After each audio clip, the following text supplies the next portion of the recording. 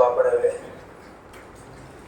લાસ્ટમાં જોઈએ તો આ ક્વેશ્ચન આઈ થિંક સોલ્વ કરેલો હતો. રિપીટ થઈ જાય છે પોઈન્ટ. આ સોલ્વ થઈ ગયો તો બાકી તો જરા ચેક કરો. તો ચલો ફટાફટ આ સોલ્વ કરી લેલા અને પછી પાર્ટ 2 એટલે કે ઇન્વેસ્ટમેન્ટ ઇન ઇક્વિટી શેર વાળો ટોપિક ચાલશે. Investment in 10% government debenture. ઇન્ટરેસ્ટની ડેટ છે 31 માર્ચ અને 30 સપ્ટેમ્બર. અકાઉન્ટ પ્રિપેર કરો જાન્યુઆરી થી ડિસેમ્બર. આટલો રીડ કર્યા પછી પહેલો જે આપણે બે કામ વર્ક છે એ કરી દેવાના. એક તો અંડરલાઈન વાળો અને બીજું જ્યાં સેલ નો ટોપિક લખીને આવ્યો હોય ત્યાં બાજુમાં વર્ડ્સ યુઝ કરજો પીએનએલ. આ બે ટોપિક ભૂલાય નહીં. અને ત્યારબાદ પછી અકાઉન્ટ પ્રિપેર કરવાનું ચાલુ કરવાનું. એ પહેલા નહીં. ચલો in book of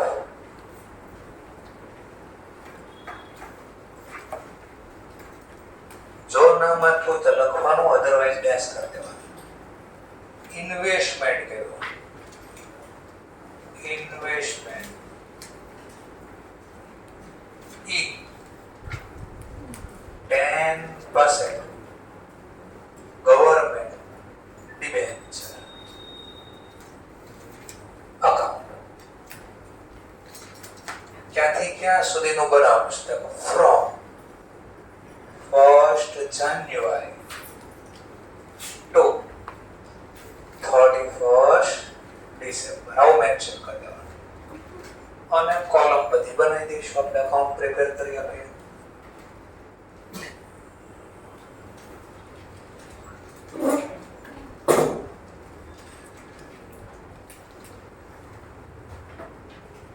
date,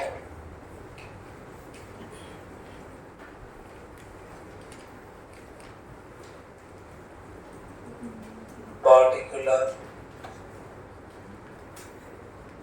amount ની 3 કોલમ રહેશે. કઈ 3 કોલમ આવશે? ફેસ વેલ્યુ બોલો અથવા નોમિનલ વેલ્યુ. બીજું લાગશે ઇન્ટરેસ્ટ. અને ત્રીજું લાગશે કોસ્ટ. કોસ્ટ નો લખો અહીંયા તો principal. Principal again date, particular અને 3 column face value, interest and cost, credit, debit.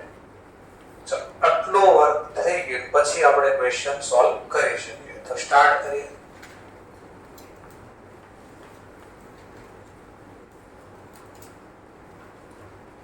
Date ની કોલમમાં પહેલા ડેટ. ઓપનિંગ બેલેન્સ ગિવન છે આ વખતે. તો પ્રીવિયસ યર નો ક્લોઝિંગ તો આ વર્ષનો ઓપનિંગ યર પહેલા જે આપ્યું છે પર મેન્શન કરી દઈએ 2005. 1st January. Either to balance brought down લખો અથવા ઓપનિંગ. આ વખતે સમજવા માટે બેલેન્સ બ્રોટ ડાઉન લખો. એક ક્વેશ્ચનમાં આપણે ઓપનિંગ બેલેન્સ લીધું. કેટલી ક્વોન્ટિટી પડી છે? 500. એકની ફેસ વેલ્યુ 100, 500 ગુણ્યા 100 50 લાખ. ઓર ડિબેન્ચરની કોસ્ટ 98 તો મલ્ટીપ્લાય બાય 98 49 લાખ. ચલો પછી યાદ કરવું પડશે. રિમેમ્બર ઇન્ટરેસ્ટ કયા બેસિસ લખાય છે? એક્રુઅલ બેસિસ. તો પ્રીવિયસ યર ની ક્લોઝિંગ બેલેન્સ ઇન્ટરેસ્ટ ની અહીંયા લખવી પડે. તેની ગણતરી કરવી પડશે. 50,000 ફેસ વેલ્યુ પ્રમાણે 10% રેટ છે. લાસ્ટમાં ડીલ ક્યારે થઈ છે? ગવર્નમેન્ટ સાથે ઇન્ટરેસ્ટ સપ્ટેમ્બર. આ ચાલે છે માર્ચ. ફરીથી આ ચાલે છે માર્ચ. તો એક્ઝામમાં આવી નાની નાની મિસ્ટેકો થાય છે. ચલો 3 મંથ નો ઇન્ટરેસ્ટ કાઉન્ટ કરીને આપી દો. 1250 લોક આપો. તો પહેલા ઓપનિંગ બેલેન્સ લખી દીધી. ધેન આફ્ટર જે ડેટા પ્રોવાઈડ કરાઈ લખીએ. ચલો પહેલો ક્વેશ્ચન. 1st માર્ચ ના રોજ સોલ્ડ કર્યા 200 ડિબેન્ચર @ 104 કમ ઇન્ટરેસ્ટ અને 2% બ્રોકરેજ બે આવેલું છે. તો સ્ટાર્ટ કરીએ.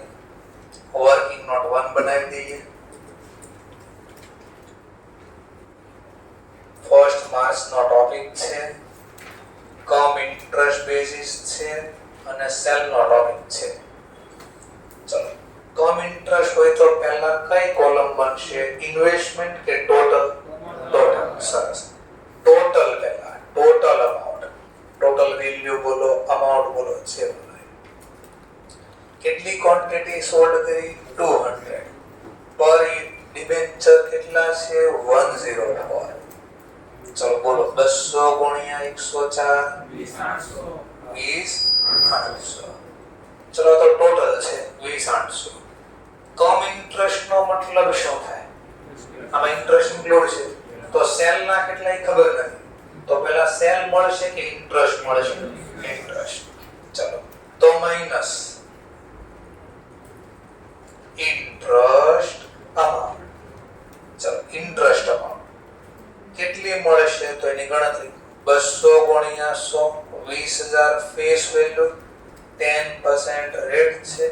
છેલ્લે ગવર્નમેન્ટ સાથે સપ્ટેમ્બર માં ડીલ થઈને માર્ચ ચાલે છે, એમાં પાછો ફર્સ્ટ માર્ચ, તો ઓક્ટોબર થી લઈને ફેબ્રુઆરી કહી શકાય. તો 5 ડિવાઇડ બાય 12 833. તો હું આ બાદ કરી નાખો તો મને જે વેલ્યુ મળે ઇન્વેસ્ટમેન્ટ ની સેલ ઇન્વેસ્ટમેન્ટ. ચલો સેલ વેલ્યુ બોલો બાદ કરીને, પેલો બોલો બાદ કરીને 1967. જો બ્રોકરેજ ન હોય તો એ ક્વેશ્ચન પૂરો થઈ ગયો. પણ બ્રોકરેજ છે તો એનો મતલબ આ જે વેલ્યુ મળી કઈ મળી? ગ્રોસ. ગ્રોસ સેલ વેલ્યુ મળી. હવે આમાંથી બ્રોકરેજ લેસ કરો. ઓલે ક્વેશ્ચન બ્રોકરેજ શા માટે લેસ? બ્રોકરેજ શા માટે લેસ? બીકોઝ એટલા મળ્યા જેને વેચીને આપ્યા એની પાસેથી, પણ જેને સર્વિસ આપી આ વેચવા ખરીદ વેચવાની એને મારે અલગથી પેમેન્ટ આપવો પડ્યું, એટલે એટલા રૂપિયા મારા ખીચામાંથી ઘટે, તો માઈનસ બ્રોકરેજ. ચાલો કઈ કીધું ન હોય બ્રોકરેજ, નો ઇન્ફોર્મેશન, તો કઈ વેલ્યુ પર કાઉન્ટ થાય? Coated price. એનો મતલબ જે પ્રાઇસે ડીલ થઈ, નો મેટર કમ ઇન્ટરેસ્ટ કે એક્સ ઇન્ટરેસ્ટ, તો કઈ પ્રાઇસે ડીલ થઈ આપણી? 20800 મલ્ટીપ્લાય બાય 2% અને 2% 416 કરી દો લેસ. હા તો હવે તો ઘણા અટવાઈ છે તો અહીં ઇન્વેસ્ટમેન્ટ નો લખે, ખાલી એમ લખે ગ્રોસ અમાઉન્ટ, ખાલી જો આમ લખે ગ્રોસ, અને ઘણા કાઈ લખે જ નહીં, એટલે લખવા મિસ્ટેક ન થાય. તો ઉપરની કોલમ ભરીએ ને તો ખાલી પેલા ગ્રોસ લખે, સેલ વેલ્યુ પર છેલ્લે લખે net cell amount. Net cell amount આપણે આનું જ કામ છે. ચલો આમાંથી આ બાદ કરો તો 19551. બસ જો આપણે આનું કામ છે, એક આનું કામ છે અને એક આ ઇન્ટરેસ્ટ, આ બે વેલ્યુ નું કામ છે. આપણે તો અટવાઈ જાય ને કઈ વેલ્યુ લખે તો ટિક બે અહીંયા કરી દેવાનું કે આ બે નું કામ છે, બાકીનું કઈ કામ નથી.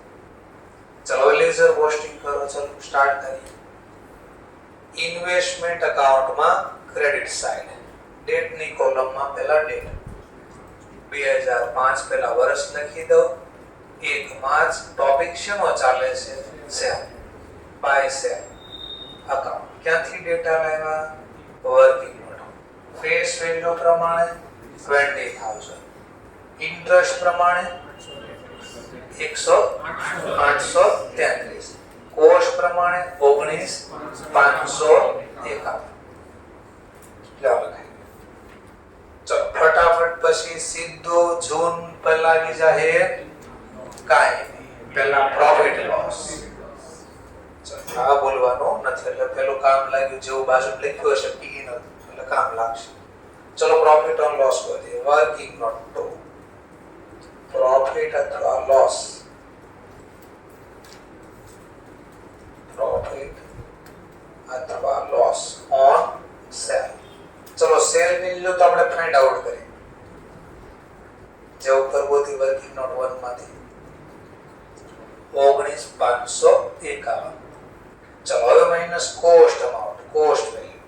જો FIFO FIFO પ્રમાણે ગોતો તો FIFO પ્રમાણે ફર્સ્ટ ઇન ફર્સ્ટ આઉટ, તો એ જ ક્વેશ્ચન નો આન્સર, કારણ કે એક જ ડેટા છે. અને એવરેજ પ્રમાણે ગોતો તો એ જવાબ આવે, કારણ કે એક જ ડેટા છે. એક કરતા વધારે હોય તો અલગ અક્ષર આવે.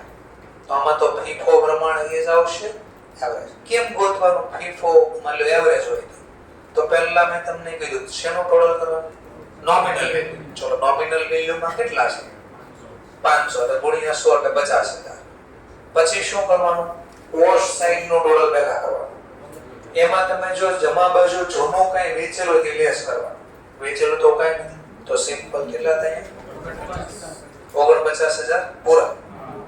અને મલ્ટીપ્લાય આમાંથી કેટલા 50,000 ની પડતર હતી, આમાંથી વેચા કેટલા 20, તો 20,000 ની પડતર કેટલી, ક્વોન્ટિટી કહો તો 200,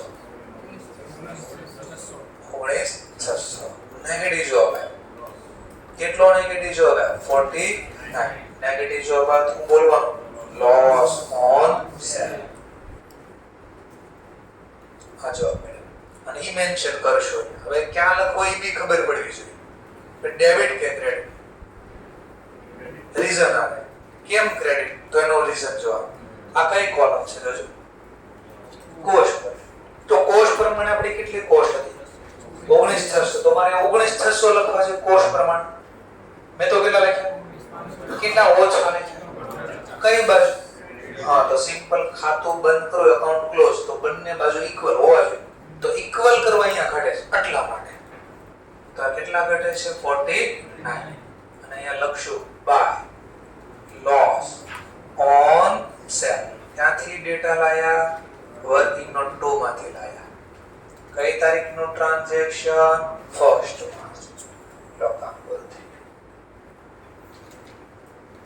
આના ડબલ માર્ક્સ હોય, નોર્મલ ટ્રાન્ઝેક્શન કરતાના ડબલ માર્ક્સ હોય. કેમ, ઇન્ફોર્મેશન એક આપી પણ ગણતરી 2 વાર કરવી પડે, તો આના ડબલ સ્કોર હોય એક્ઝામમાં. ચલો નેક્સ્ટ બોલો, સીધું જૂન મંથ આવશે નહીં, પેલા 6 મહિનાની ગણતરી આવશે વ્યાજ 31st March by interest account. ચલો આપણે અલગથી ગણતરી કરવી હોય તો નીચે લખશો અલગથી ગણતરી, અને અહીં ન લખીએ તો બી પ્રોબ્લેમ નથી, માનો અહીંયા લખી શકો. તો કઈ રીતે ગણતરી કરવાની રિમેમ્બર કરો ટોપિક. 31 માર્ચે આપણી પાસે નેટ જેટલા હેડ કર્યા હશે, એટલે અત્યારે જે પડ્યા છે એના ઉપર વ્યાજ મળે.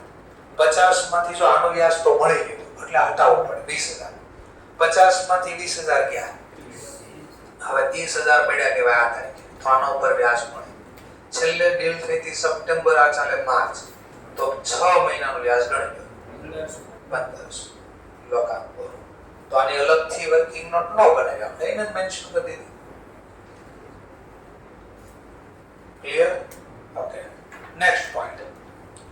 30 જૂન 2005 ના રોજ પરચેઝ કર્યા બોન્ડ અથવા ડિબેન્ચર @ 94 x ઇન્ટરેસ્ટ અને 1% બ્રોકરેજ બી છે. ચલો ગણતરી કરીએ. તો વર્કિંગ નોટ 3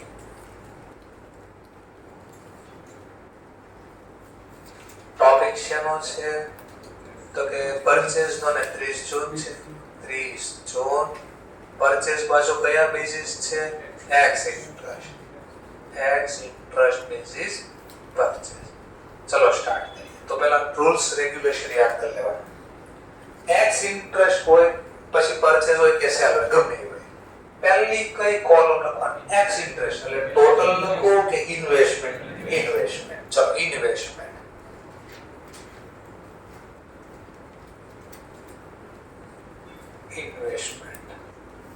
ચલો ગ્રોસ લખો પડે. કેમ ગ્રોસ લખ્યું કોઈ મને યાદ કરાવશે પાછું, બીકોઝ ઇન્ટરેસ્ટ રેટ છે ઓર બીજો આની અંદર પાછો બ્રોકરેજ બી છે એટલા માટે. ચલો કેટલા મલ્ટીપ્લાય કરશું, 400 મલ્ટીપ્લાય બાય 95. ચલો બોલે ગયો 400 ગુણ્યા 95 38. ઓકે ચલો નેક્સ્ટ પોઈન્ટ પ્લસ બ્રોકરેજ. શા માટે બ્રોકરેજ પ્લસ થાય છે, પહેલો ક્વેશ્ચન. કારણ કે મેં આટલા તો ચૂકવા ઓર એક્સ્ટ્રા અલગથી ચૂકવવા પડશે, જો હું આ ન ચૂકવું તો પહેલો મને સર્વિસ નો આપે, અને સર્વિસ નો આપે તો આ અધિકાર મને ખરીદવાનો મળે. તો જે ખર્ચો કમ્પલસરી હોય છે એ સ્ટેન આવશે ને બી શીખશું પાછા. ચલો તો એડ થાય. કઈ વેલ્યુ ઉપર ગણવાની? કોટેડ પ્રાઇસ, એટલે જે પ્રાઇસ એ ડીલ થઈ price, no matter ex interest cum interest. 38,000 multiply by 1%. બોલો 1%. 380. ચલો હવે આ છે સરવાળો કરીને નેટ ઇન્વેસ્ટમેન્ટ મેળવો. ઇન્વેસ્ટમેન્ટ કોસ્ટ, ઇન્વેસ્ટમેન્ટની કોસ્ટ નેટ કોસ્ટ અથવા નેટ ઇન્વેસ્ટમેન્ટની કોસ્ટ. મારે નેટ નો ક્વેશ્ચન જોઈએ, આન્સર જોઈએ. બસ હવે મારા માટે આ કામનો ટોપિક હતો. બોલો 38,380. ચલો નેક્સ્ટ. હવે ઓર શું ગણતરી બાકી? ઇન્ટરેસ્ટ. આ તો આપ્યા ને આપ્યા. એક્સ ઇન્ટરેસ્ટ નો મતલબ અલગથી વ્યાજ બી આપવાનું છે પ્લસ ઇન્ટરેસ્ટ. ચલો કેટલો ઇન્ટરેસ્ટ? 38,380 ને 10% લાગે. સોરી મિસ્ટેક થઈ ગઈ. 38,000 ઉપર ગણવાનું થાય ફેસ વેલ્યુ ઉપર. 400 ગુણ્યા 100 40,000 ફેસ વેલ્યુ, 10% રેટ છે. લાસ્ટમાં પ્રોવાઈડ કરે તો માર્ચમાં, અને આ ચાલે છે જૂન. એપ્રિલ, મે અને જૂન પાછો આખો કાઉન્ટ થશે બીકોઝ 30 તારીખ છે. તો 3 મહિનાનું વ્યાજ આપો. કેટલા? તો ટોટલ કેટલું પેમેન્ટ કર્યું? Total payment. પણ આ ટોટલ આપણે ઉપર ક્યાંય લખવાનું નથી. તો 39,380. તો આપણે આ ટોપિકમાં બે નું કામ છે. જો નેટ કોસ્ટ મારી કેટલી અને એના ઉપર વ્યાજ કેટલું છે, આ બે કામ છે. બાકી બધું ગણતરી માટે તો ખાલી. ચલો લખીએ. તો ઇન્વેસ્ટમેન્ટ ખરીદવા આવે તો ઉધાર, કોસ્ટમાં આટલા, ઇન્ટરેસ્ટમાં આટલા. ચલો તો લખી દઈએ. ઇન્ટરેસ્ટ પેમેન્ટ કર્યો 1,000. ફેસ વેલ્યુ પ્રમાણે બોન્ડ ખરીદા 40 અને કોસ્ટ પ્રમાણે 38,380. શેનો ટોપિક હતો? તો લખશું 2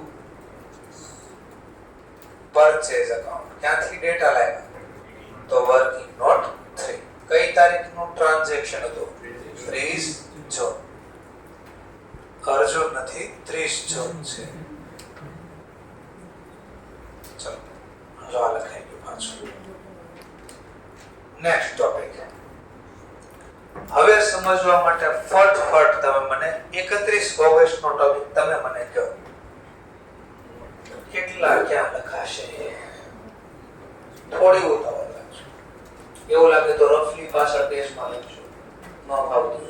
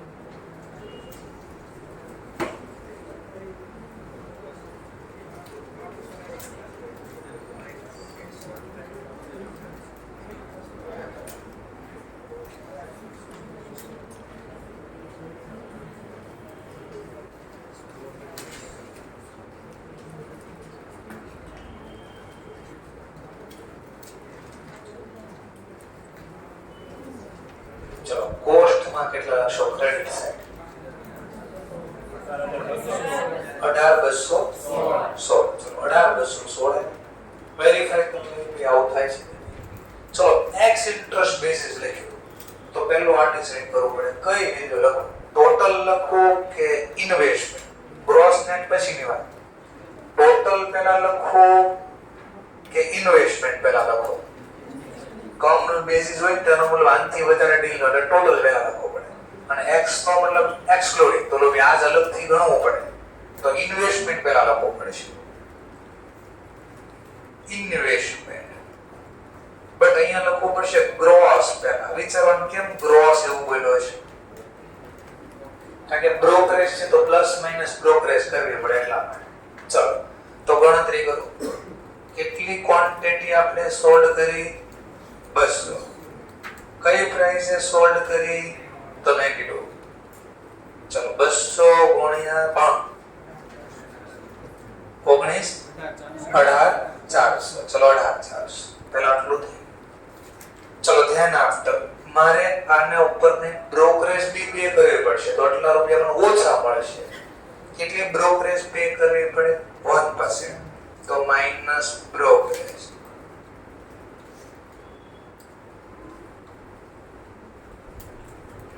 18,400 એના 1% છે તો 184 આ લેસ થાય 18,216 આ મારો જવાબ આવી ગયો ઇન્વેસ્ટમેન્ટ કેવો ઇન્વેસ્ટમેન્ટ નેટ જે સેલ કર્યો ક્લિયર મુદ્દો ચલો હવે ઇન્ટરેસ્ટ ચલો ઇન્ટરેસ્ટ નો કેલ્ક્યુલેશન કરો તો કેટલા વેચ્યા આપણે 200 ગુણ્યા 100 એટલે 20,000 રેટ છે આપણો 10% લાસ્ટમાં ક્યારે ડીલ થઈ હતી માર્ચ અને ચાલે છે ઓગસ્ટ પણ ઓગસ્ટમાં 31 છે એટલે એપ્રિલ થી ગણવી ઓગસ્ટ તો થઈ જશે 5 મહિના ચલો 5 મંથ નો ઇન્ટરેસ્ટ કાઉન્ટ કરો 833 ચલો પ્લસ કે માઈનસ પ્લસ કે માઈનસ ઇન્ટરેસ્ટ અહીંયા ગણતરી તો કરવી પડશે ને નેટ અમાઉન્ટ તો મળી ગઈ એનું નથી કહેતો છેલ્લે ટોટલ તો લખવું પડશે ને આપણે આ તો ટોટલ કરવા પ્લસ કે માઈનસ તકલીફ આ થાય સરનું નક્કી નથી રહેતો કે તો શું થયું એ કહેશો હું તો અહીંયા કેવું વ્યવસ્થિત જોઉં છું મેં કીધું શું તો જોવે છો ભાઈ તો એ કહેજો અહીંયા હું લખ્યું સર તમે મેં કીધું હા સેલ લખ્યું જો અહીંયા હું લખ્યું તમે ઇન્ટરેસ્ટ મેં કીધું અહીંયા હું લખ્યું માઇનસ ઓબ્વિયસલી માઇનસ ડિસિઝન આના આધારે નથી લેવા ડિસિઝન આપણે આ શબ્દના આધારે લેવા આમાં વ્યાજ ઇન્ક્લુડ હતો એટલે મારે માઈનસ કરે ત્યારે મને સેલ વેલ્યુ મળે અને આમાં વ્યાજ મારે આના ઉપરાંત અલગથી ગણવાનું છે એટલે બીજા અલગથી મળશે એટલે પ્લસ એટલે સ્ટુડન્ટને છે ને એક્ઝામમાં તકલીફ થઈ છે કે સરનું કાઈ નક્કી નથી તો ક્યારેક માઈનસ કરી દે છે ને ક્યારેક પ્લસ કરી દે છે એ માઈનસ પ્લસ ડિસિઝન લેવાનો છે આ શબ્દના આધારે આ યાદ રાખવાનું છે એક્ઝામમાં અહીંયા મિસ્ટેક કરી દે સ્ટુડન્ટ જેના કારણે આટલી વર્કિંગ નોટ ખોટી પડે ખાલી આટલી એટલે કઈ અહીંયા છેલ્લે પ્લસ કે માઈનસ થાય જો ભૂલથી કોઈ માઈનસ કર્યું તો ખોટું પડે આટલું ખોટું પડે એટલે મને લો અડધો પોઈન્ટ તમારો જે માર્ક્સ કપાતો છે કાપી લેશે બાકીના માર્ક્સ આપશે તમને નેગેટિવ નહીં કરે પણ 4 માંથી તમને 3.5 કદાચ આપે 3.25 આપે ચલો લેસ કરો કે પ્લસ પ્લસ બીકોઝ અલગથી મને વ્યાજ મળશે કરો સરવાળો 19,049 આ મને મળે ટોટલ કેટલા રૂપિયા મળે ટોટલ અમાઉન્ટ મળે અને ટોટલ અમાઉન્ટ નો આપણે કઈ કામ નથી આ ક્વેશ્ચન તો સર હું એક કામ કરો મેં કીધું હું એને ખબર ન પડે એવું કરી દઉં તો મેં કીધું હું એ કે અહીંયા ખાલી 833 લખી દો અહીંયા પ્લસ માઈનસ કાઈ ન કરો અને લખો જ નહીં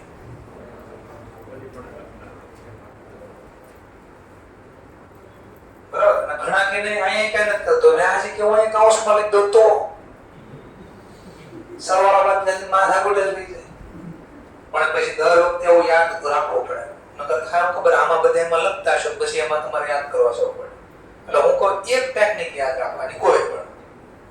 ઓકે ચલો પછી તમને જ્યાં સારું લાગે કોઈ કે મને વ્યાજ અહીંયા કરો મને કોઈ પ્રોબ્લેમ નથી. પણ ઇન્સ્ટિટ્યૂટ મેં હું કીધું સામેવાળાને બહુ કષ્ટ નહીં આપવા તપાસવાળા. ઇન્સ્ટિટ્યૂટ જનરલી આમ લખે છે એટલે હું આમ લખું છું. ચલો સ્ટાર્ટ કરીએ. વ્યાજ કેટલો આવ્યો આપણો 800. નેટ કોસ્ટ કેટલી આવી આપણે વેચવાની 18,216. ચલો ફટાફટ પછી સીધો આવશે સપ્ટેમ્બર. પ્રોફિટ લોસ ગોતો ભાઈ પ્રોફિટ લોસ. ચલો પ્રોફિટ લોસ ગોતી દઈએ. Working note 5th. ચલો 5 નંબરની વર્કિંગ નોટ લેવાનો છે પ્રોફિટ અથવા લોસ ઓન સેલ. ચલો હવે કામનો ટોપિક છે અહીંયા. સેલ વેલ્યુ તો આપણને મળી ગઈ. વર્કિંગ નોટ 4 માં ગોતી 18,000 કેટલા કીધા 216. બટ આની કોસ્ટ વેલ્યુ કેટલી માઈનસ કોસ્ટ વેલ્યુ. આપણે એવરેજ પ્રમાણે ગોતવું છે. તો એવરેજ પ્રમાણે મેં તમને શું શીખવાડ્યું તે મેન્શન કરો. ચલો તો સૌથી પહેલા કોનો સરવાળો કરવાનો નોમિનલ વેલ્યુ. તો પહેલાનો સરવાળો કરો 50 વત્તા પહેલા 40. એમાં આ પહેલા વેચાઈ ગયા છે તો લેસ કરી દેવાનું 50 40 માઈનસ 20. તો આ વેચોઈ તારીખે મારે પાસે કેટલા ટોટલ હતા 70000. અને હવે 70000 ની અહીંયા કોસ્ટ લખવાની. ચલો એના માટે પાછી બેલેન્સિંગ કરવાની સિમ્પલ. આ બેનો સરવાળો એમાં આટલો સરવાળો લેસ કરી દેવાનો. આ વેચોઈ પહેલા એટલે તમને નેટ જવાબ મળી જશે. આ બેનો સરવાળો એમાંથી આ લેસ કરી દેવાનો એટલે આટલી તારીખે વેચોઈ પડતર મળે 67,780. બટ આ કેટલાની પડતર મળે તમને 700 અથવા 70. આપણે 700 કે 70,000 થોડી વેચ્યા છે. આપણે તો 20,000 વેચ્યા છે. તો 20,000 ની પડતર કેટલી મલ્ટીપ્લાય બાય 20,000 19,366. અગેન નેગેટિવ જો ભાઈ તો હું બોલવાનું લોસ ઓન સેલ. બોલો નેગેટિવ જો 1300 ને 1150 તો લેસ કરી દીધા. ચલો હવે લખવા ક્યાં લોસ ઓન સેલ ડેબિટ કે ક્રેડિટ. ક્રેડિટ. રીઝન એ ખબર હોય છે કેમ તો મારી કોસ્ટ કેટલી છે 19,300. તો કોસ્ટ વેલ્યુમાં 19,366 લખવા જોઈએ. મેં તો 18,216 ઓછા લખ્યા એટલે સરભર કરવા અહીંયા લખવું પડશે. કેટલો ગેપ આવ્યો 1150. સામેનું નામ લખશું બાય લોસ ઓન સેલ. ક્યાંથી લાવ્યા ડેટા તો કે વર્કિંગ નોટ 5th. ચલો આની બદલે ફીફો તો ફીફો પ્રમાણે તો કેટલી કોસ્ટ આવે લો ડેટા તમારા ફીફો પ્રમાણે વધતો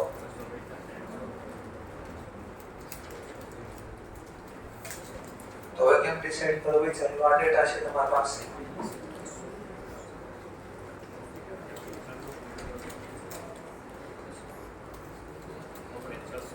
ઓગણીસ 600.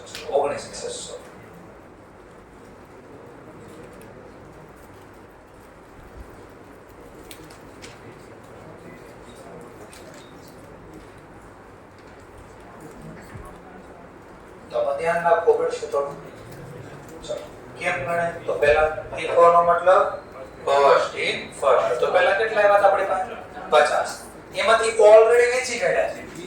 તો હજી કેટલા પડ્યા છે તો 30,000 પડ્યા. આપણે આ દાખલામાં કેટલા વેચ્યા 200. બોલો 20,000 બોલો છે બોલો તો 20,000. તો સિમ્પલ બધા આમાંથી જ વેચશો. આનો તો વારો જ ન આવ્યો છે તો હું બોલી શકું 50,000 ની ટોટલ પડતર કેટલી હતી 49,000.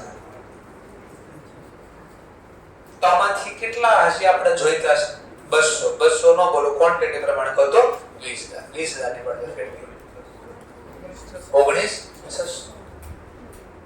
પણ નો બોલો તો 450 વેચા 450 વેચા તો પહેલા આમાંથી 50 માંથી આ 20,000 તો વહી ગયા તો જે ક્વોન્ટિટી બોલો 300 હોય તો 300 ની પહેલા પડતર અહીંયાથી લે તો આમ લખો કે 50000 ની પડતર ટોટલ એટલી તો 30000 ની પડતર કેટલી પહેલા બોલો કેટલા 29400 તો આ મને 300 પડતર હજી મારે કેટલા બાકી 150 બાકી 150 આમાંથી લેવા પડે તો 40000 ની પડતર એટલી તો 150 ની પડતર કેટલી 14393 તો આમ ગણતરી થઈ હોય તો એવરેજ માં હું ખબર છે બધાની એવરેજ સીધી કરી નાખવાની એટલે સરવાળા બાદબાકી જ કરવાની અને આમાં દરેક દાખલામાં તમારે ચોકડી ગુણાકાર કરવા જો એક કરતા વધારે અહીંયા આવતો ને આન્સર તો આપણે આવો ઇન્સ્ટિટ્યૂટના ક્વેશ્ચન લેશો ત્યારે પ્રેક્ટિસ થઈ જશે ઓટોમેટિક અત્યારે માત્ર પહેલા ચલો હવે આવાર આગળ વધીએ હવે આવી ગયો પાછો સપ્ટેમ્બર વ્યાજની તારીખ કઈ છે અને ટ્રાન્ઝેક્શન ની ડેટ છે તો આપણે પહેલા ટ્રાન્ઝેક્શન ની ડેટ લઈ લઈએ ચલો વર્કિંગ નોટ 6 વેચો અગેન ડેટા 3 સપ્ટેમ્બર ના રોજ હવે અહીંયા તમને કીધેલો છે કમ ઇન્ટરેસ્ટ પણ બ્રોકરેજ ના ડેટા નથી તો નહીં લાગી હોય બ્રોકરેજ આપણે કોઈ સંબંધી છે નહીં લીધું હોય બ્રોકરેજ જા તાર બાદ નથી જોતા કમ ઇન્ટરેસ્ટ બેસિસ ટોપિક છે સેલ ચલો હવે પાછો ક્વેશ્ચન કઈ વેલ્યુ ગણો ટોટલ કે ઇન્વેસ્ટમેન્ટ ટોટલ શા માટે ટોટલ કારણ કે આ કમ ઇન્ટરેસ્ટ એટલે આનથી વધારે ન હોય એટલે ટોટલ અમાઉન્ટ પહેલા ચલો કેટલી ક્વોન્ટિટી 300 કઈ પ્રાઇસ છે 103 બોલો 300 * 103 30 હવે આમાંથી શું કરવાનું પહેલા બ્રોકરેજ હોત તો બ્રોકરેજ લેસ કરવાનું બ્રોકરેજ નથી તો જવાબ ઇન્ટરેસ્ટ છે હા કમ ઇન્ટરેસ્ટ છે ને તો આમાં વ્યાજ છે જો ઈ બાદ કરું તો મને ખબર પડે શું કેટલું ઇન્વેસ્ટમેન્ટ છે તો મારે બ્રોકરેજ લેસ ઇન્ટરેસ્ટ લેસ કરવાનું અરે સર પાછા તમે જો 2 મિનિટ પહેલા અહીંયા પ્લસ કરી ગયા છો અને હવે તમે પાછો વ્યાજ માઈનસ કરો છો પણ અહીંયા શું હતું એટલે અલગથી વ્યાજ મળતું હતું આમાં અલગથી કાંઈ નથી મળવા બધું ઇન્ક્લુડ છે આમાં જો વ્યાજને હટાવું ને એટલે હું પે નથી કરતો વ્યાજ માઈનસ કરું તો ખબર પડે આના વ્યાજ એટલો છે તો બાકીનો હિસ્સો ઇન્વેસ્ટમેન્ટ નો હોય ઈ ખબર પાડવા માટે લેસ કરો છો રિયલ માં લેસ કરવાનો મતલબ વ્યાજ ચૂકવતો નથી હું કોઈ સમજાય છે ટોપિક ઓકે આમાંથી હું વ્યાજ અલગ કરું તો મને ખબર પડે બાકીનો હિસ્સો ઇન્વેસ્ટમેન્ટ નો કેટલો નકર ઘણાને એવું લાગશે વ્યાજ ચૂકવો એટલે માઈનસ કરો ચૂકવતા વ્યાજ કોઈથી આપણે વેચવી ત્યારે ચૂકવવાનું હોય વ્યાજ મળે ચૂકવવી ક્યારે ખરીદવી ત્યારે ચલો ઇન્ટરેસ્ટ અમાઉન્ટ જો ક્યાં કેવી મિસ્ટેક ને કોણ કેવો મતલબ કરવાનો સીધી સમજાવતો જાવ છું ચલો વ્યાજ લાગશે 30900 ઉપર વ્યાજ લાગશે 30900 ઉપર 30000 ઉપર 10% લેખે લાસ્ટ ડીલ થઈ હતી માર્ચ અને સપ્ટેમ્બર પૂરા 6 મહિનાનો કાઉન્ટ થશે 6/12 1500 તો સિમ્પલ આમાં 1500 વ્યાજ છે તો બાકીની રકમ માં ઇન્વેસ્ટમેન્ટ અને જો બ્રોકરેજ હોત એટલે એને લખી દઉં પહેલા માઈનસ કરી તો 32 ચાર્જ જો અહીંયા બ્રોકરેજ હોત તો આને હું ગ્રોસ બોલ્યો હોત શું બોલ્યો હોત ઇન્ટરેસ્ટ બ્રોકરેજ આમાંથી લેસ કર્યા પછી જે જવાબ આવ્યો હોત ને તો એનો હું બોલ નેટ ઇન્વેસ્ટમેન્ટ હોય પણ આમાં બ્રોકરેજ નથી એટલે ડાયરેક્ટ જ મારો જવાબ આવી ગયો નેટ ઇન્વેસ્ટમેન્ટ સેલ વેલ્યુ આ નેટ જવાબ ડાયરેક્ટ મળે જો બ્રોકરેજ હોત તો આની જેમ જો અહીંયા બ્રોકરેજ હોત જો કમ ઇન્ટરેસ્ટ બેસિસ જો બ્રોકરેજ હોત તો પહેલા લેસ કરે તો એમાં ગ્રોસ બોલવું પડે એટલે જો આની અંદર બે ક્વેશ્ચન આવી ગયા આમ જો 3 વાર બનાવ્યા સેલ ના ટોપિક કમ ઇન્ટરેસ્ટ સેલ હતો ત્યારે બ્રોકરેજ હતું તો કેમ થયું એક્સ ઇન્ટરેસ્ટ બેસિસ હતો સેલ કેમ થયો તો કેમ લખ્યો અને પાછું આવ્યું કમ ઇન્ટરેસ્ટ બેસિસ બટ એક ફરક આવ્યો શું આમાં બ્રોકરેજ નથી એટલે બધો મિક્સ દાખલા કરી દીધા કે પ્રોગ્રેસ હોય તો ભલે ન હોય તો ભલે એક્સ ઇન્ટરેસ્ટ હોય કે કમ ઇન્ટરેસ્ટ. સરસ. ચલો આ મળી. ક્યાં લખશો હવે? ઓબ્વિયસલી વેચો તો ક્યાં લખાય? Credit side. ચલો 29400 અને 1500. તો 29400 અને 1500. 1500 29400 કેટલી ક્વોન્ટિટી વેચી આપણે? 300. તો ફેસ વેલ્યુ પ્રમાણે કહો તો 30000. શેનો ટોપિક આવતો હતો તો લખી દે. પહેલા ડેટ બોલાવી દીધી 31 ઓગસ્ટ. આ ટોપિક છે ક્યારનો છે? 30 સપ્ટેમ્બર. શેનો ટોપિક છે તો કે સેલ. ક્યાંથી ડેટા લાવ્યા તો કે વર્કિંગ નોટ 6. પૂરું થઈ ગયું. ચલો બધા ડેટા લખાઈ ગયા. તો હવે ઓલો 6 મહિનાનો વ્યાજ બાકી ગણજો ફટાફટ. P&L બાકી રહી ગયું. ચલો તો સ્ટાર્ટ કરીએ. P&L ગોતી દો. Profit loss on cell, working note 7. જો કેટલો મોટો ક્વેશ્ચન છે. પ્રોફિટ અથવા લોસ ઓન સેલ. ચલો ગોતો. તો પહેલું તમારે સેલ વેલ્યુ જોઈ છે. સેલ અમાઉન્ટ બોલો. સેલ વેલ્યુ જે વર્કિંગ નોટ 6 માં આપણને ખબર છે 29400. અમારે કોસ્ટ વેલ્યુ જોઈએ છે. માઈનસ કોસ્ટ વેલ્યુ અથવા કોસ્ટ અમાઉન્ટ. અગેન જેમ શીખવાડી દીધી. શું કરવાનું? પહેલું નોમિનલ વેલ્યુ ની પહેલા બેલેન્સિંગ કરવાનું. નોમિનલ બેલેન્સિંગ એટલે આ તારીખ સુધીમાં નોમિનલ વેલ્યુ પ્રમાણે કેટલા હતા? આની આ તો આજનું છે. આની પહેલા આજની તારીખ પહેલાનો ટ્રાન્ઝેક્શન બાદ 50 40 90 -20 -20 50. તો જો 50 લખવાનું કે આ તારીખે મારું ટોટલ 50000 ક્વોન્ટિટી નોમિનલ વેલ્યુ પ્રમાણે પડી. હવે એની પડતર તો એની બેલેન્સિંગ કરી દેવાની. કોસ્ટ 49 વત્તા 38380 એમાંથી આ બે લેસ કરજો. આ બે લેસ થાય. આ નો ભૂલથી કરતા બીકોઝ આ તારીખમાં તો ગણવાનું છે. તો આમાંથી બધી બાદ કરો તો આજની વેલ્યુ આટલા રૂપિયાની છે 48414. તો એનો મતલબ આટલાની વેલ્યુ આટલી છે. આપણે આમાંથી કેટલા વેચ્યા? માત્ર ક્વોન્ટિટી પ્રમાણે કહો તો 300, ફેસ વેલ્યુ પ્રમાણે કહો તો 30. તો 30000 ની પડતર કેટલી?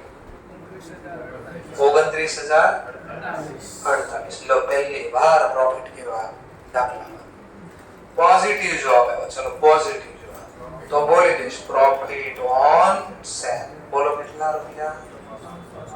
352. ચલો પ્રોફિટ આવે તો ક્યાં લખાય? ડેબિટ કે ક્રેડિટ? શું કામ ડેબિટ? કારણ કે મારે અહીંયા કોસ્ટ પ્રમાણે તો 29000 ને કેવી લખવાનું? મેં વધારે લખી નાખ્યા ડેબિટ. તો રેક્ટિફિકેશન ઓફ ડેબિટ વધારે લખાય યા કેન્સલ કરવા ક્રેડિટ. ચલો 300 ને કેટલા કીધા? 52. શેનો ટોપિક હતો? તો પ્રોફિટ ઓન સેલ. ક્યાંથી ડેટા લાવ્યા? Working note 7. કઈ તારીખની ઘટના લખી? 30 સપ્ટેમ્બર.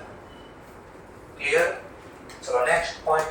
એનો મતલબ આ લેક્ચર જોઈ લો તમે. એટલે આગળનો જેટલો ભણે ને બધું આ ક્વેશ્ચનમાં સોલ્વ થાય. એક આ ઉલટાનો અઘરો છે. આના આગળના બધા ઈઝી થઈ જાય ઓટોમેટિક. એટલે મેઈન ક્વેશ્ચન આપણો આ હતો. તો આ શીખવા માટે આપણે 4 લેક્ચર બીજા લીધા પહેલા. ચલો સ્ટાર્ટ કરીએ હવે. વ્યાજ 6 મહિનાનો છે બાકી. અરે ગણ્યો તો કરી આ 6 મહિનાનો વ્યાજ. પણ એ તો વેચ્યું બાકીના પેડાઈનું બાકી છે.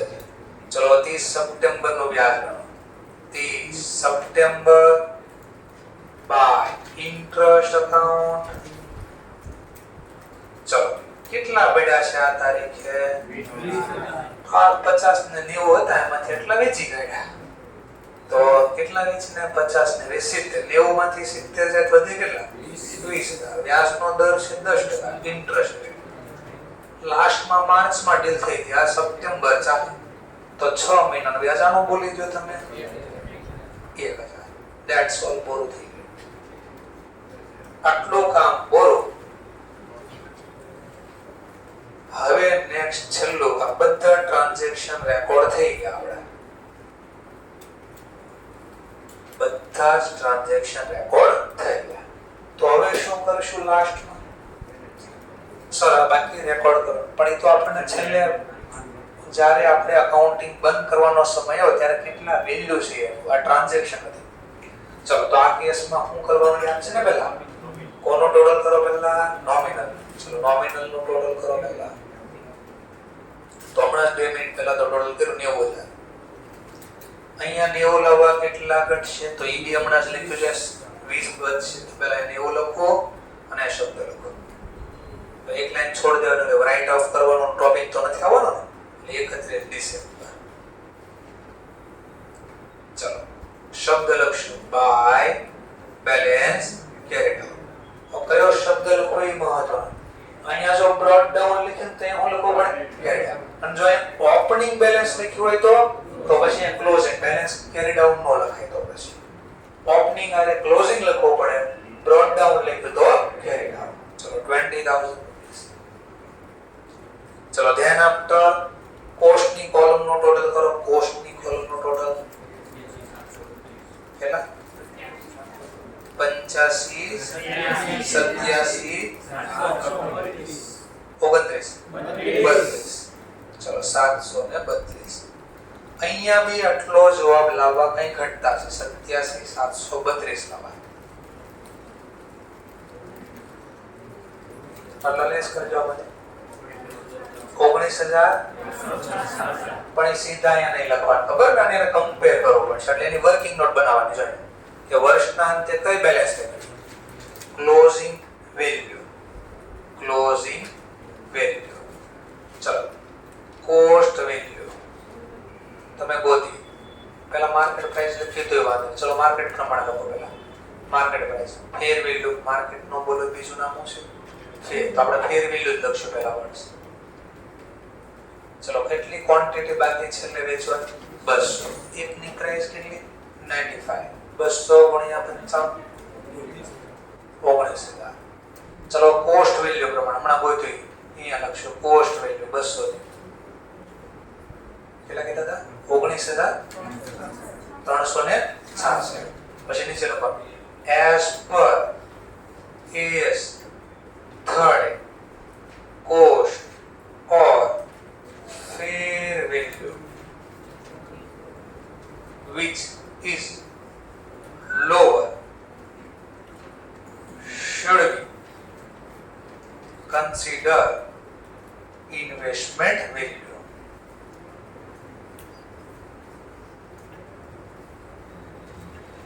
ઇન્વેસ્ટમેન્ટ વેલ્યુ કઈ કન્સિડર થાય એ સ્ટડી પ્રમાણે સમજો. લખવાનું in this case fair value should be considered. Fair value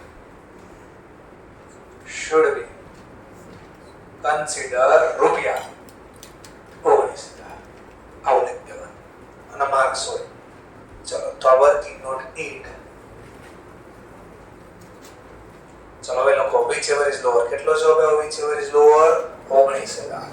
અને જેવા 19 લખશો એટલે સરવાળો મેચ થશે નહીં. તો સરવાળો મેચ કરવા અહીંયા કઈ ઘટશે. કેટલા ઘટશે? 366. અને અહીંયા શું લખશો? By right of. અને ખબર પડે એટલે કાઉન્સમાં આપણે આ લખતા હતા. આ રાઈટ ઓફ ક્યાં થાય? પી ના કાઉન્સમાં લખી શકો છો. કઈ તારીખે આ કામ કર્યું બધું? 31 ડિસેમ્બર. અને હવે પછી ઇન્ટરેસ્ટ નું કામ ચાલુ કરો. તો ઇન્ટરેસ્ટ નું સીધું ટોટલ ના આવે. પહેલા છે આ બાકી છે એનું વ્યાજ બાકી છે તો એની બેલેન્સ કાઢવાની. ચલો 20,000 10% લેખે કેટલા સમયનું વ્યાજ આઉટસ્ટેન્ડિંગ? છેલ્લા સપ્ટેમ્બર માં ડીલ થયા છે ડિસેમ્બર ચાલો 3 ગુણ્યા 3 ભાગ્યા 12 500. હવે ટોટલ કરવાનું છે તમારે. ચલો હવે ઇન્ટરેસ્ટ નો ટોટલ કરશું. 1361.66. ચલો 61.66. તો અહીંયા બી ટોટલ 61.66 લાવવા માટે રિમેનિંગ હશે તે ઘટશે 39.16. તો અહીંયા ક્યાંક લખશું આપણે ટો પીએનએલ અકાઉન્ટ પણ ખબર નહીં પડે આ શું હતું. તો તો કાઉન્સમાં લખશું નેટ ઇન્ટરેસ્ટ ટ્રાન્સફર. કઈ તારીખે હોય તો આપણે 31 ડિસેમ્બર લો પૂરો. તો 14 માર્ક્સ 15 માર્ક્સ કે 16 માર્ક્સ નો દાખલો પૂછે. 14 માં ગણીશ અને 16 માં ગણીશ, કારણ કે બહુ બધો વર્ક છે. લખવા બેસશો ત્યારે ખબર પડશે એટલી અડધી કલાક તો રમતમાં પૂરી થઈ જાય. આમ માથું મોચું કરીને આમ જોયો ને એક્ઝામ તો અડધી કલાક તો ફટદારણ થઈ ગઈ છે, ખબર ય નહીં પડે. એવો દાખલો કહેવાય. અને એમાં જો થોડું કામ તેમ થઈ ગયું, પોણી કલાક થઈ ગઈ તો એવું પ્રેશર વધી જાય કે પાછળનો હું થા બાકીના ક્વેશ્ચન. એનો ટેન્શન નહીં લેવાનું. જે આવડ્યું ઈ તો એના માર્ક્સ તો સિક્યોર કરો પહેલા, બાકીનું પછી જોવાનું. એટલે સમય ફિક્સ કરી દેવાનો, કેટલા ટાઈમમાં ક્વેશ્ચન ને આપો. પછી બહુ ડિસ્ટર્બન્સ થઈ જાય એવું થતું જ નહીં, અને અડધે જ મૂકી દેવાનું. પછી નકર આવડતું હશે બાકી નહીં રહી જશે. તો એ બી ટાઈમ મેનેજમેન્ટ આપણે શીખશું. અત્યારે એક ચેપ્ટર તો પૂરું થવા તો પછી આપણે ટાઈમ મેનેજમેન્ટ બરાબર શીખશું રોજ છે. પછી તમે કહેશો હવે રવા દો પ્લીઝ, કેટલા ક્વેશ્ચન આપણે સોલ્વ કરવાના છે. ચલો તો લખતા એ લોકો ફટફટ લખો, નથી લખતા એ લોકોને QR કોડ આપી દઈએ આપણે. પાર્ટ 2 થોડી થિયરી શીખવા દેવા.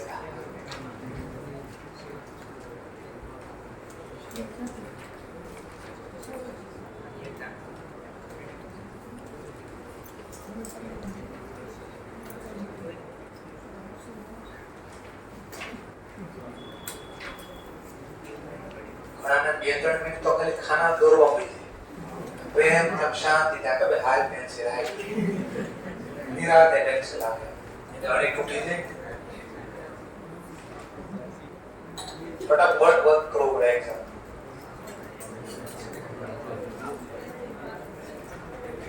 તમારામાંથી જ ગયા વર્ષે સ્ટુડન્ટ હતી, તકલીફ નહીં થઈ, વચ્ચે 2 પેજ છોડી દીધા. એ કે આમાં ક્વેશ્ચન ગણાય જાય. થયું એવું અડધો ક્વેશ્ચન એ માણ પૂરો ન છે. 2 પેજ પેજ મેનેજમેન્ટ બરાબર ન થયું. મેં તમને કીધું વચ્ચે કોઈ જગ્યા નહીં મૂકવાની. જે ક્વેશ્ચન આવડતો ને એ પહેલા પૂરા કરવા. અધૂરો મૂકો વાત અલગ છે. એમ નહીં, આ તો પહેલો ગણ નાખ્યો, ત્રીજો ઈ કે આવડે છે, બીજો એક પછી તો બીજા માટે પહેલા જગ્યા મૂકો. પણ એના માટે શું કામ જગ્યા મૂકો છો? અને પછી નંબરિંગ બધા આડાવડા થઈ ગયા એવું થયું. તપાસ વાળો કે પછી આમાં નંબર ફેરવવા ન જાય. ત્યાં આ લખ્યા બે પાછો ટીકે નહોતો કે આપણો ખબર છે ને 180 માર્ક છે પછી ડેટા અકાઉન્ટમાં થોડા. સ્પેસ મેનેજમેન્ટ એટલે કે ટાઈમ મેનેજમેન્ટ ને સ્પેસ મેનેજમેન્ટ બરાબર જોવું પડે. ચાલો તો આપણા એક્ઝામ નો રાઉન્ડમાં આવશે પાછા એ લોકો કે હવે હું બરાબર શીખી લો રાઉન્ડ ટેસ્ટમાં. ચાલો પાર્ટ 2 સ્ટાર્ટ કરું છું. શું નામ રાખ્યું છે પાર્ટ 2 નું? Investment in equity. આ શેમાં રોકાણ કરતા હતા? ડિબેન્ચર, બોન્ડ અથવા ગવર્નમેન્ટની કોઈ સિક્યુરિટીમાં એફડી જે બોલે જેના ઉપર આપણને શું મળતું હતું? ઇન્ટરેસ્ટ. ચલો હવે આનું પહેલા ફોર્મેટ.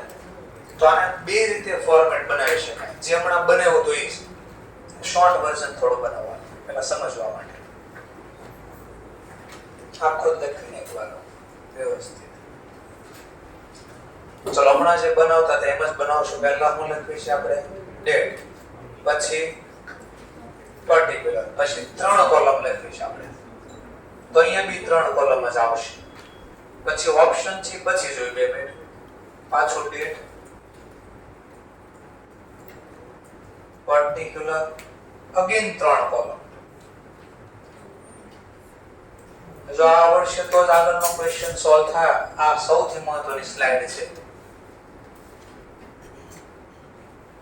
ચલો ઉપર ટાઇટલ તો જેમ આપતા તેમ જ લખવાનું છે. ઈ બુક ઓફ સાયન્સ શું બનાવીએ છીએ આપણે? ઇન્વેસ્ટમેન્ટ. ક્યાં ઇન્વેસ્ટમેન્ટ કર્યું તો લખવાનું investment in equity share of XYZ limited. કઈ કંપનીમાં રોકાણ કર્યું શેરનું નામ અને અકાઉન્ટ બનાવો છો. ક્યાંથી ક્યાં? ફ્રોમ 1st માર્ચ એપ્રિલ વાળો વર્ષ જે આપે બરાબર, જનરલી જાન્યુઆરી થી ડિસેમ્બર વાળો આપે છે એટલે હું લખું છું, અને એને બદલે કદાચ માર્ચ વાળો આવે તો આપણે તકલીફ થવાની નથી. આ ટોપિક આવ્યો તો આ પછીનું જે 20 માર્ક્સ નું ચેપ્ટર છે CFS કન્સોલિડેટેડ ફાઇનાન્શિયલ સ્ટેટમેન્ટ ને આવડશે. તો એના માટે જરા આનું મહત્વ સમજાય એટલે હું પહેલા એક ટોપિક કહી દઉં ક્યાં છે. Page number 274 consolidated financial statement માં એમાં બી આ ટોપિક ક્યાં છે. ચલો એમાં બી ટોપિક ની ચર્ચા કરીએ, ચાય પે ચર્ચા કરી લઈએ. ચલો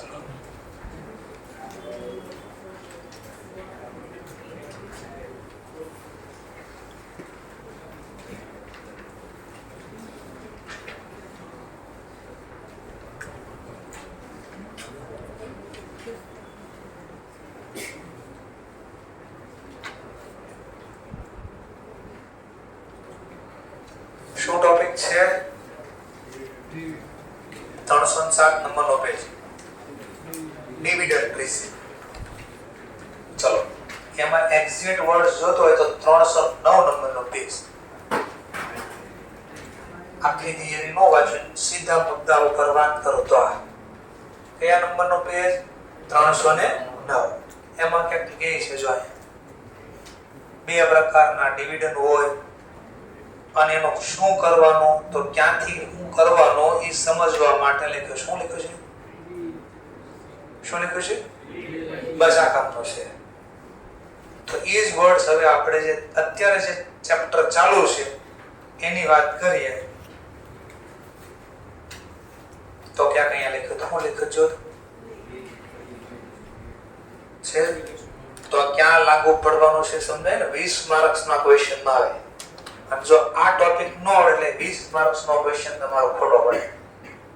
બાકી કારણ કે એ મેન વર્કિંગ નોટ છે આવડ્યા આજે છે ને એ 20 ના માર્ક્સ ના ક્વેશ્ચન માં મેન વર્કિંગ નોટ આવશે. 5 નંબર ને 6 નંબર ની વર્કિંગ નોટ ત્યાં કામનું છે. ચલો હું સ્ટાર્ટ કરું. પહેલા અહીંયા શું લખશો? ઓપ્શન છે જો અહીંયા ફેસ વેલ્યુ નહીં લખો, અહીંયા હું ફેસ વેલ્યુ નહીં લખું, આના બદલે નંબર ઓફ શેર ક્વોન્ટિટી લખીશ. ટૂંકમાં નંબર ઓફ શેર એટલે ક્વોન્ટિટી લખો. સર ફેસ વેલ્યુ લખો મને કઈ વાંધો નથી. તો સર હું કામ નથી લખો? બીકોઝ એનું કઈ કામ નથી એટલા માટે ફેસ વેલ્યુ. તો પહેલામાં શું કામ હતું? કારણ કે ઇન્ટરેસ્ટ હતું. ઇન્ટરેસ્ટ આપણને દરેક ટ્રાન્ઝેક્શનમાં ગણવું પડતું હતું. બોલો શેર ઉપર ડિવિડન્ડ દર દિવસે મળે, સોરી દર વીકમાં મળે, દર મહિને મળે, દર 3 મહિને મળે, 6 મહિને, અરે વર્ષમાં નક્કી ને મળે તો મળે, નોય મળે. તો એનો મતલબ એકાદ વાર ગણતરી માટે આખી કોલમ બનાવવા ન બેહાય અને મીંડા વાય લખવા ન બેસે. તો આપણે માં પહેલો ઓપ્શન હશે ફેસ વેલ્યુ લખી શકો અથવા નંબર ઓફ શેર. ઇક્વિટીના કેસમાં મોટા ભાગના ક્વેશ્ચનમાં આ શબ્દ હશે. તો પહેલું. બીજું ઇન્ટરેસ્ટ ડિવિડન્ડ. કેમ ઇન્ટરેસ્ટ નહીં? તો શેર ઉપર બાય ડિવિડન્ડ મળે, ઇન્ટરેસ્ટ ન મળે એટલે નામ બદલો. અને આ હતું તો હતું જ કોસ્ટ. ઓકે સેમ મુદ્દો. નંબર ઓફ શેર પછી ડિવિડન્ડ અને પછી કોસ્ટ. આટલો ક્લિયર? સરસ. સર તો મારે કામ કરવું મેં કીધું હું તમે જે બોલે એનો યુઝ કરો તો મેં કહું શું બોલ્યું કે તમે કીધું ફેસ વેલ્યુ નહીં લખવાની. મેં કીધું શા માટે? તો તમે યાદ કરાવશો કે ફેસ વેલ્યુ નું કઈ કામ નથી. મેં પૂછ્યું કેમ કામ નથી? તો કે ડિવિડન્ડ ક્યારેક જ મળે છે, એકાદ વાર મળે. તો એક કામ કર, એકાદ વાર મળે ડિવિડન્ડ તો એના માટે શા માટે અલગથી કોલમ બનાવી? સિમ્પલ. એક જ વાર મળવાનો છે આખા વર્ષમાં તો એ કોલમ નું કામ છે. આપણે ઇન્ટરેસ્ટ કોલમ છેલ્લે ક્યાં બંધ કરતા? તો ડિવિડન્ડ આપણી શું છે? તો એ સીધો અહીંયા લખવાના બદલે નીચે વર્કિંગ નોટ માં લખી દેશું કે આ ડિવિડન્ડ હું સીધો પીએનએમ માં લખો છું. કાંઈ નથી લખતો. એટલે એ કોલમ બનાવવાની ઘટના આપણે ગઈ ને તો વચ્ચે ડેશ કરવો પડે, બધું થાય પ્રોસેસ. તો બે ઓપ્શન છે અહીંયા. આ અકાઉન્ટ બનાવવા કેટલા ઓપ્શન છે? 2. તમે 3 કોલમ પ્રમાણે આ ક્વેશ્ચન સોલ્વ કરી શકો છો, 2 કોલમ પ્રમાણે સોલ્વ. 2 પ્રમાણે લખવું હોય તો શું? નંબર ઓફ શેર અને કોસ્ટ. ડિવિડન્ડ ની કોલમ નહીં બનાવવાની, ચોઈસ છે તમારે. તમને જે સારું લાગે એ પ્રમાણે બનાવશે. ક્લિયર? ચલો ઓર બીજો હવે આપણા ધ્યાનમાં આટલા ક્વેશ્ચન આવશે. ફાઉન્ડેશન હવે કામ લાગશે. બોનસ શેર ઉપર શીખ્યા બોનસ ઇશ્યુ તમને તો એ કામ લાગશે. રાઈટ શેર વાળો ટોપિક કઈ શીખ્યા કંપની રાઈટ શેર બહાર પડે ને એક્ઝિસ્ટિંગ શેર હોલ્ડર એ કામ લાગશે. જો એ ન આવડતું હોય અને સ્ટુડન્ટ ની બુકમાં જો તો તે પછી ત્યાં કીધું આનું શું કરવાનું ડિટેલમાં જાણવું હોય તો પ્લીઝ રિફર ફાઉન્ડેશન બુક. તમારે જાણવું હોય તો ત્યાં બુક જોયો કારણ કે એ વર્ષમાં શીખાશું. તો બધું જો પાછું લખવા બે તો બુક કેટલી જાડી, એક તો એટલી હોય જ ઓલરેડી, એને જોઈને બીતા હોય આપણે. આ પાછા નવી એમ કે નહીં અહીંયા બધા લખાવ. ઓકે ચલો તો આપણે યાદ કરી લઈએ. પહેલા તો ડિવિડન્ડ મળશે. ડિવિડન્ડ 2 પ્રકારના હોય. ડિવિડન્ડ મળશે અને ડિવિડન્ડ 2 પ્રકારના હોય. એક હોય ઇન્ટરિમ ડિવિડન્ડ, એક હોય ફાઇનલ ડિવિડન્ડ. ડિવિડન્ડ કેટલા પ્રકારના હોય? 2. એક હોય ઇન્ટરિમ ડિવિડન્ડ, એક હોય ફાઇનલ. એટલે હું સર બેમાં શું ફરક છે? ફાઇનલ ડિવિડન્ડ નો મતલબ આખા વર્ષનો ધંધો પહેલા થાય, એમાં પ્રોફિટ લોસ ગણાય અને વર્ષના અંતે આખા વર્ષના પ્રોફિટમાંથી જે ડિવિડન્ડ આપવામાં આવે એને બોલાય ફાઇનલ ડિવિડન્ડ. શું બોલવામાં આવે? ફાઇનલ. ફાઇનલ ડિવિડન્ડ ક્યાં ડિક્લેર થાય? એન્યુઅલ જનરલ મીટિંગમાં. Final dividend board of director ક્યાં ડિક્લેર કરે? એન્યુઅલ જનરલ મીટિંગમાં. એક બીજો ડિવિડન્ડ હોય જેનું નામ છે ઇન્ટરિમ ડિવિડન્ડ. એટલે વચ્ચે નહીં 6 મહિનાનો દિવસ કોઈ દી નહીં બોલતા, અધ વચ્ચે અથવા વચગાળા. એનો મતલબ 12 મહિના પહેલા ગમે ત્યારે હોય શકે. 6 હોય, 3 હોય, 9 હોય, ગમે હોય શકે. ઓકે ચલો તો ઇન્ટરિમ ડિવિડન્ડ નો મતલબ શું? વર્ષ પહેલા અધ વચ્ચે ટૂંકમાં ગમે ત્યારે મળે, વર્ષ પૂરું ન થયું હોય. એટલું ક્લિયર? ચલો બીજું તો ઇન્ટરિમ ડિવિડન્ડ ક્યાં ડિક્લેર થાય? એજીએમ તો બોલાવી નહીં, એજીએમ તો 12 મહિના પછી બોલાવવાનું. તો એના માટે સ્પેશિયલ એક્સ્ટ્રાઓર્ડિનરી મીટિંગ બોલાવવામાં આવે. તો એ લખ્યું હશે આગળ આવશે ચેપ્ટર નંબર બતાડી દઈએ. ચલો 31 માં આવો પેજ નંબર 31 નંબરથી ચેપ્ટર ચાલુ થાય અને ટોપિક આવશે આપણો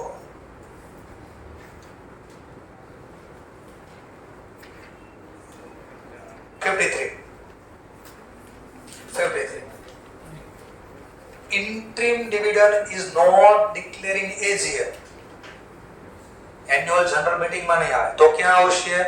Decision taken in a extraordinary meeting. એને શોર્ટમાં બોલાવવામાં આવે EGM. લો માં બી આવશે તમારે.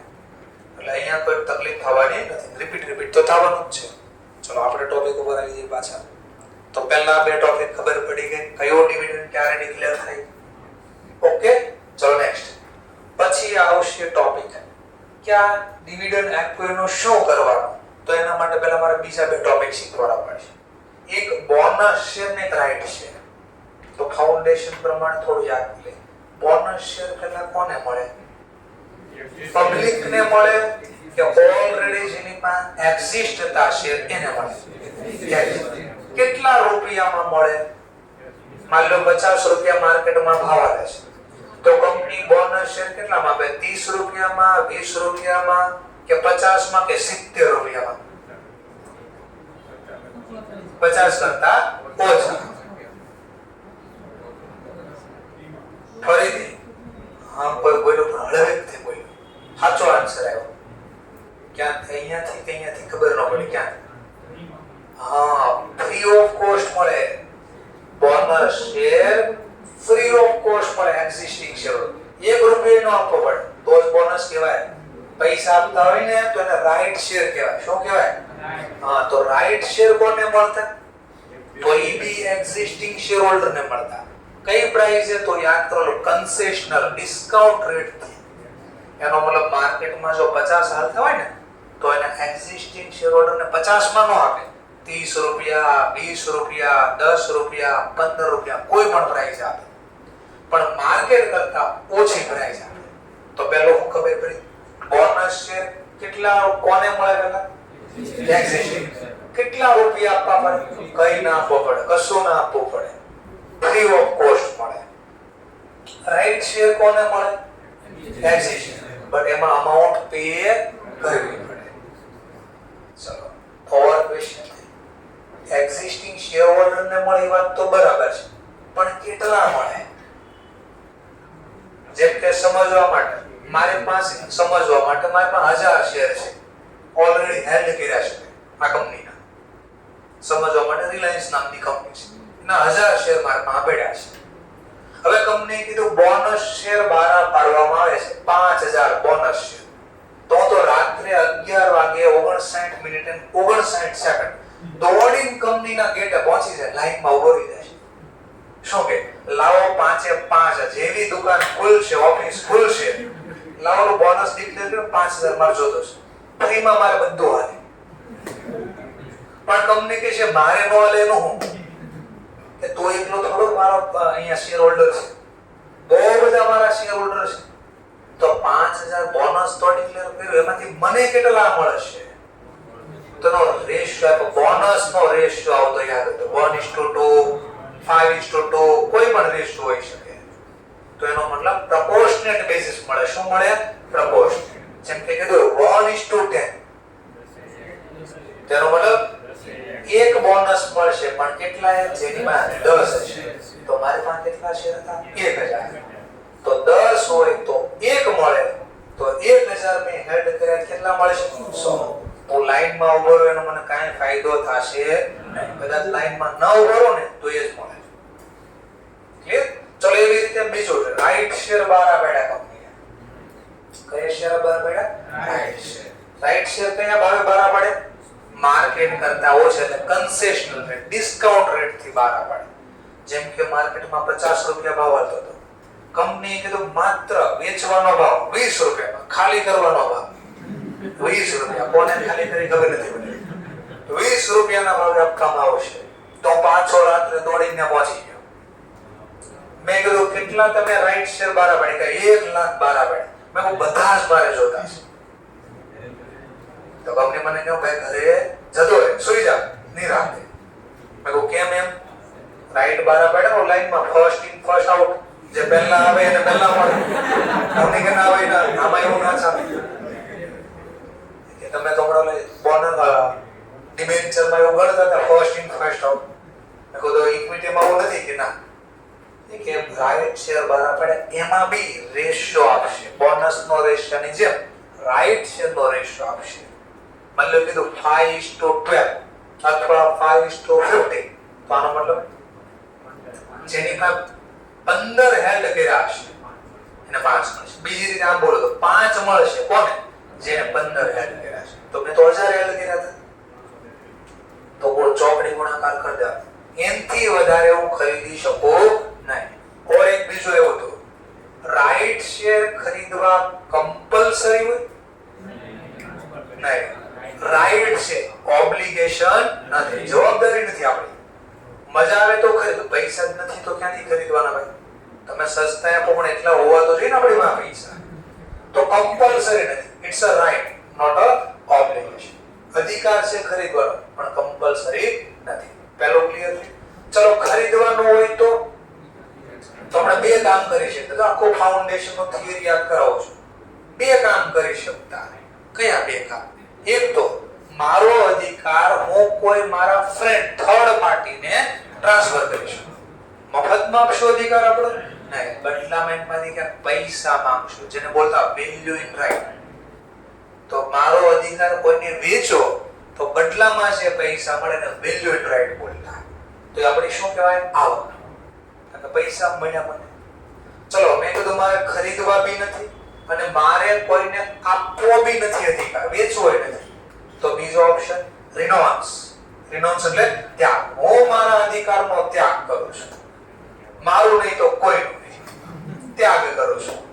ટૂંકમાં મારે આ અધિકાર ખરીદવાનો જોઈતો નથી, મારે નથી અધિકાર જોતો અને બીજા કોઈને આપવો બી નથી, તો રિનોન્સ કરો. અને આવું કરવાનું નહીં.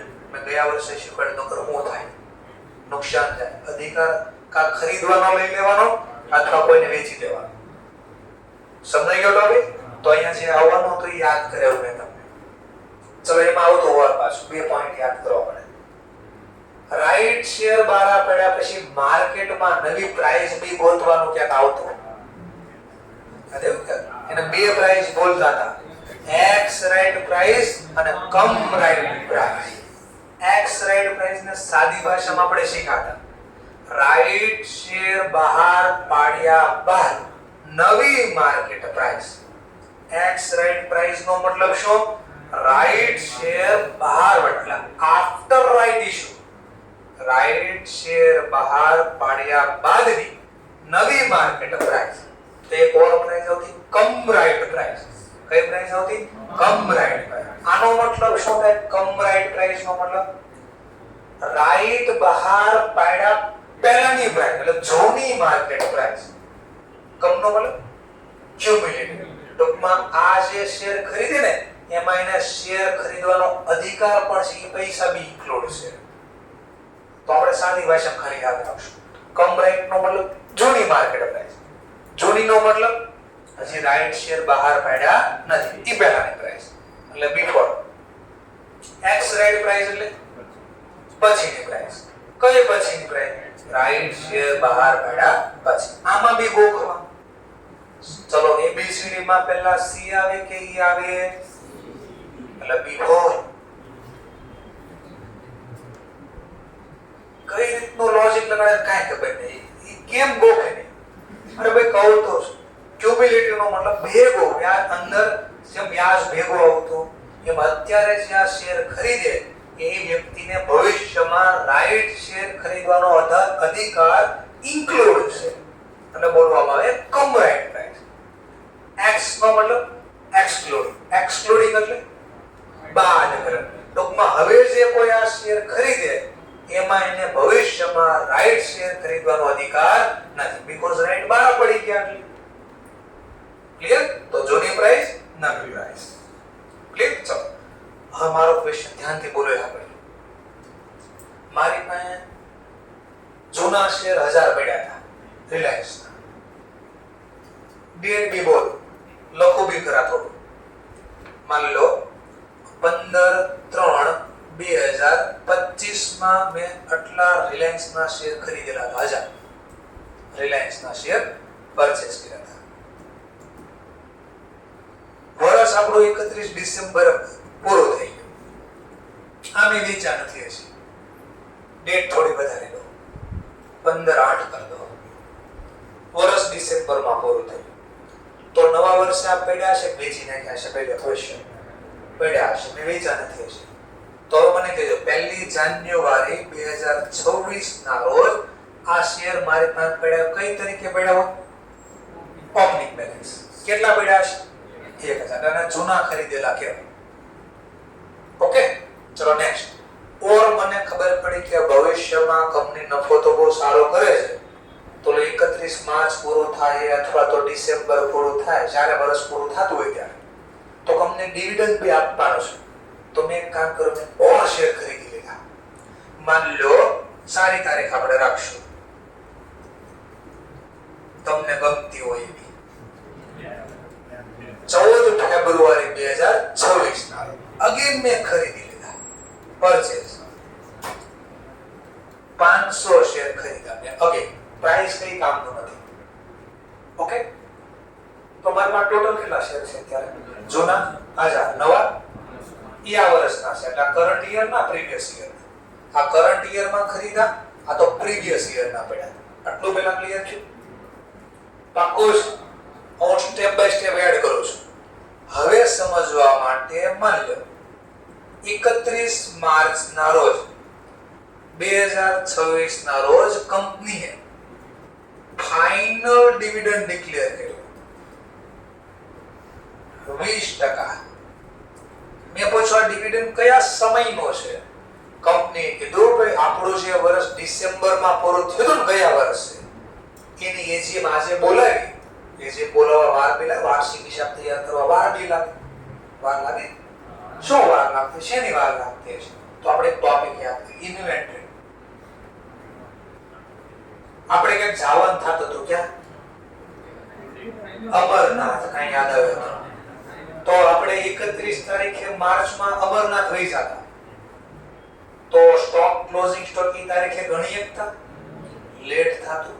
તો વિચારો ક્લોઝિંગ સ્ટોક હજી ગણ્યો જ ન હોય તો વાર્ષિક હિસાબ 31 માર્ચે કેમ અથવા 31 ડિસેમ્બરે કેમ બનાવવા? ઓર તમે શીખ્યા જેવા ભવિષ્યમાં સીએ બનશો એટલે તમને ગવર્નમેન્ટ કાક સ્પેશિયલ અધિકાર આપશે. જેમ ઓડિટ. કંપનીએ તો કમ્પલસરી ઓડિટ કરવાનું થાય. તો તમે રિલાયન્સ જેવી કંપનીના ઓડિટ તો ચપટી વગાડો કે એક દીમાં પૂરા થઈ જાય. અરે કેટલા દિવસો લાગી જાય ઓડિટ કરવાનો? એક ચેપ્ટર વર્ષના બીઆરએસ, એની બેંકમાં બેલેન્સ અને કેશ બુકમાં બેલેન્સ અલગ બોલતી રહેશે, તો બીઆરએસ બી બનાવવો પડશે તમારે. તો બધું એક એક દીમાં થઈ જાય, બહુ બધી વાર લાગે. તો એનો મતલબ 3 મહિના લાગ્યા કંપનીને. અને કંપની કીધું હવે જે આપણે ડિસેમ્બરમાં વર્ષ પૂરું થયું ઈ વર્ષનો ડિવિડન્ડ હું ડિક્લેર કરું છું. તો ડિક્લેર કર્યો આ ડિવિડન્ડ 31 ડિસેમ્બર 2025. પણ ક્યારે ડિક્લેર કર્યો? કયા સમય માટેનો ડિક્લેર કર્યો? 31 ડિસેમ્બર. એટલે નફો 2025 નો છે. ઈ વર્ષનો ડિવિડન્ડ મેં આ તારીખે ડિક્લેર કર્યો. તો હવે મારો ક્વેશ્ચન છે, મને ડિવિડન્ડ કેટલા શેર ઉપર મળે? 1000 ઉપર મળે કે 500 ઉપર મળે કે બંને ઉપર મળે? બંને ઉપર. તમે જોવો તો 31 માર્ચે ડિક્લેર કર્યો તો બે તો પડ્યા છે મારા. આ સ્કેલ સમજવાનો છે. બોલો 1000 ઉપર મળે, 500 ઉપર કે 1500 ઉપર? 1000 ઉપર નહીં, બંને ઉપર મળશે. ઘણા ઉપર મળશે? બંને. 1000 ઉપર બી મળશે, 500 ઉપર બી મળશે.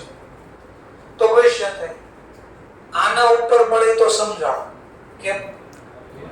કારણ કે આ ડિસેમ્બર 2025 ના વર્ષનો છે અને એ સમયે આપણી પાસે પડ્યા હતા ઓલરેડી. ચલો એ તો સમજાવો. 2025 ના વર્ષનો ડિવિડન્ડ છે, પણ આ શેર ક્યારે ખરીદ્યા?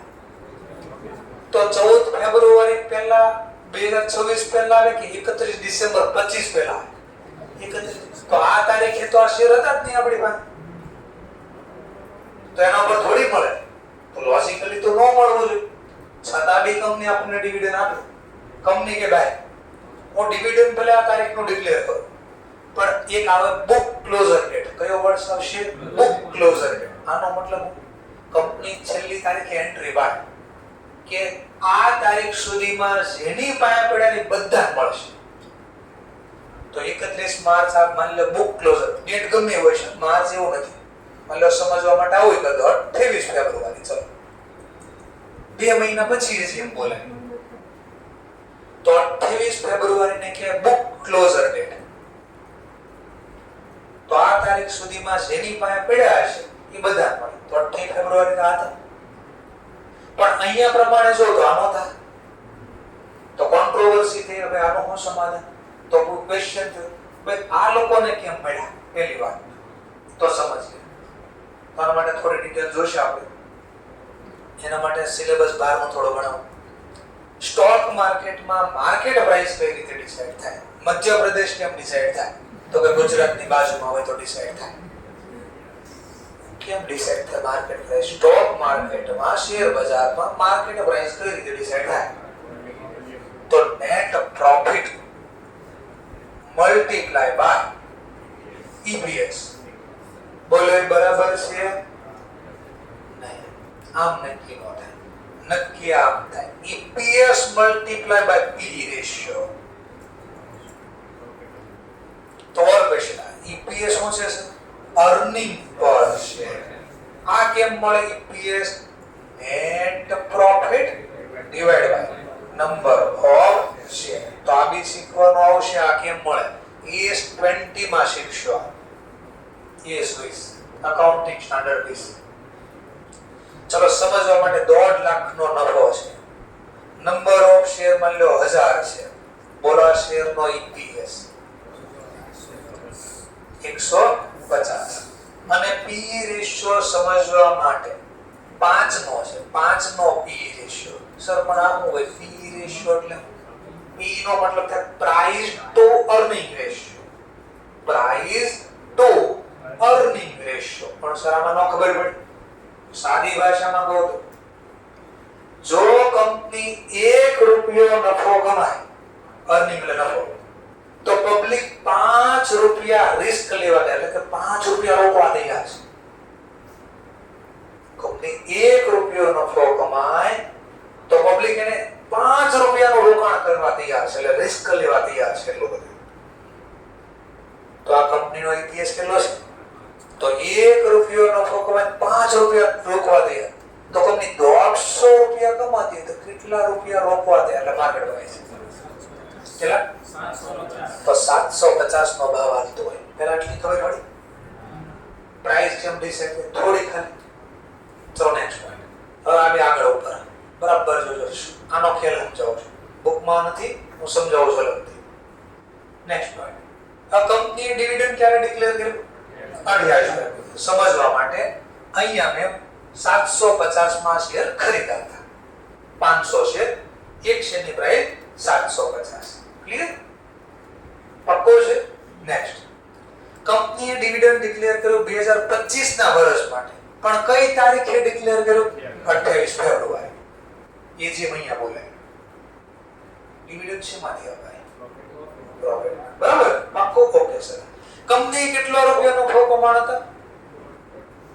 નેટ પ્રોફિટ કેટલો? કંપની કીધું આમાંથી તમને હું 30000 ડિવિડન્ડ જ દઉં છું. હવે નફો કેટલો વધશે? 1 ને 50 નફો કંપની કમાય છે, 30000 ડિવિડન્ડ જ દીધું. બોલ. એટલે મેં જ્યારે ખરીદ્યું ત્યારે નફો એટલો, ત્યારે ડિવિડન્ડ 12 નહોતો પડ્યો, એટલે મારો ભાવ 750 રૂપિયા હતો. હવે શું થયું? ડિવિડન્ડ આપી દીધું 30000, શેર તો એટલા જ છે 1000. ચલો હવે ઈપીએસ બોલો. પી રેશિયો કેટલો હતો? 5. બોલો કેટલો ભાવ થઈ ગયો? તો રાડે નો થાવ.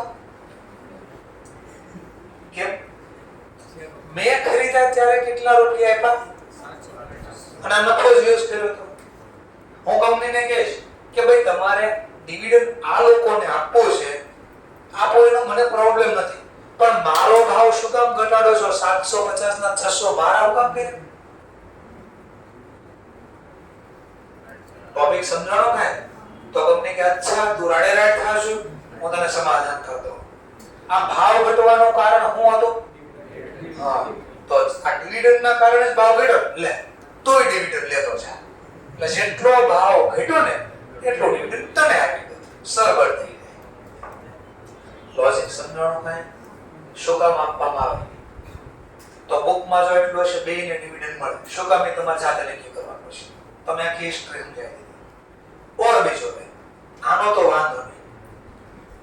હવે મને કહેજો ડિવિડન્ડ ક્યાં લખો? મતલબ સમજવા માટે આના ઉપર, આ શેર ઉપર મને 1000 રૂપિયા 4000 ડિવિડન્ડ મળ્યું, ખાલી રફલી અમને ડેટા આપો. અને આના ઉપર 2000 ડિવિડન્ડ મળ્યું, ટોટલ 6000 ડિવિડન્ડ મળ્યું. તો ક્વેશ્ચન થાય આ ક્યાં લખો ને આ ક્યાં લખો? તો ડિવિડન્ડ મળે, ડિવિડન્ડ કયા ખાતાનો પ્રકાર? રિયલ, પર્સનલ કે નોમિનલ? નોમિનલ નો નિયમ શું? ઇન્કમ અકાઉન્ટ ક્રેડિટ ને એક્સપેન્સ અકાઉન્ટ ડેબિટ. તો વ્યાજ મળે એમ ડિવિડન્ડ મળ્યું તો આપણી આવક કહેવાય.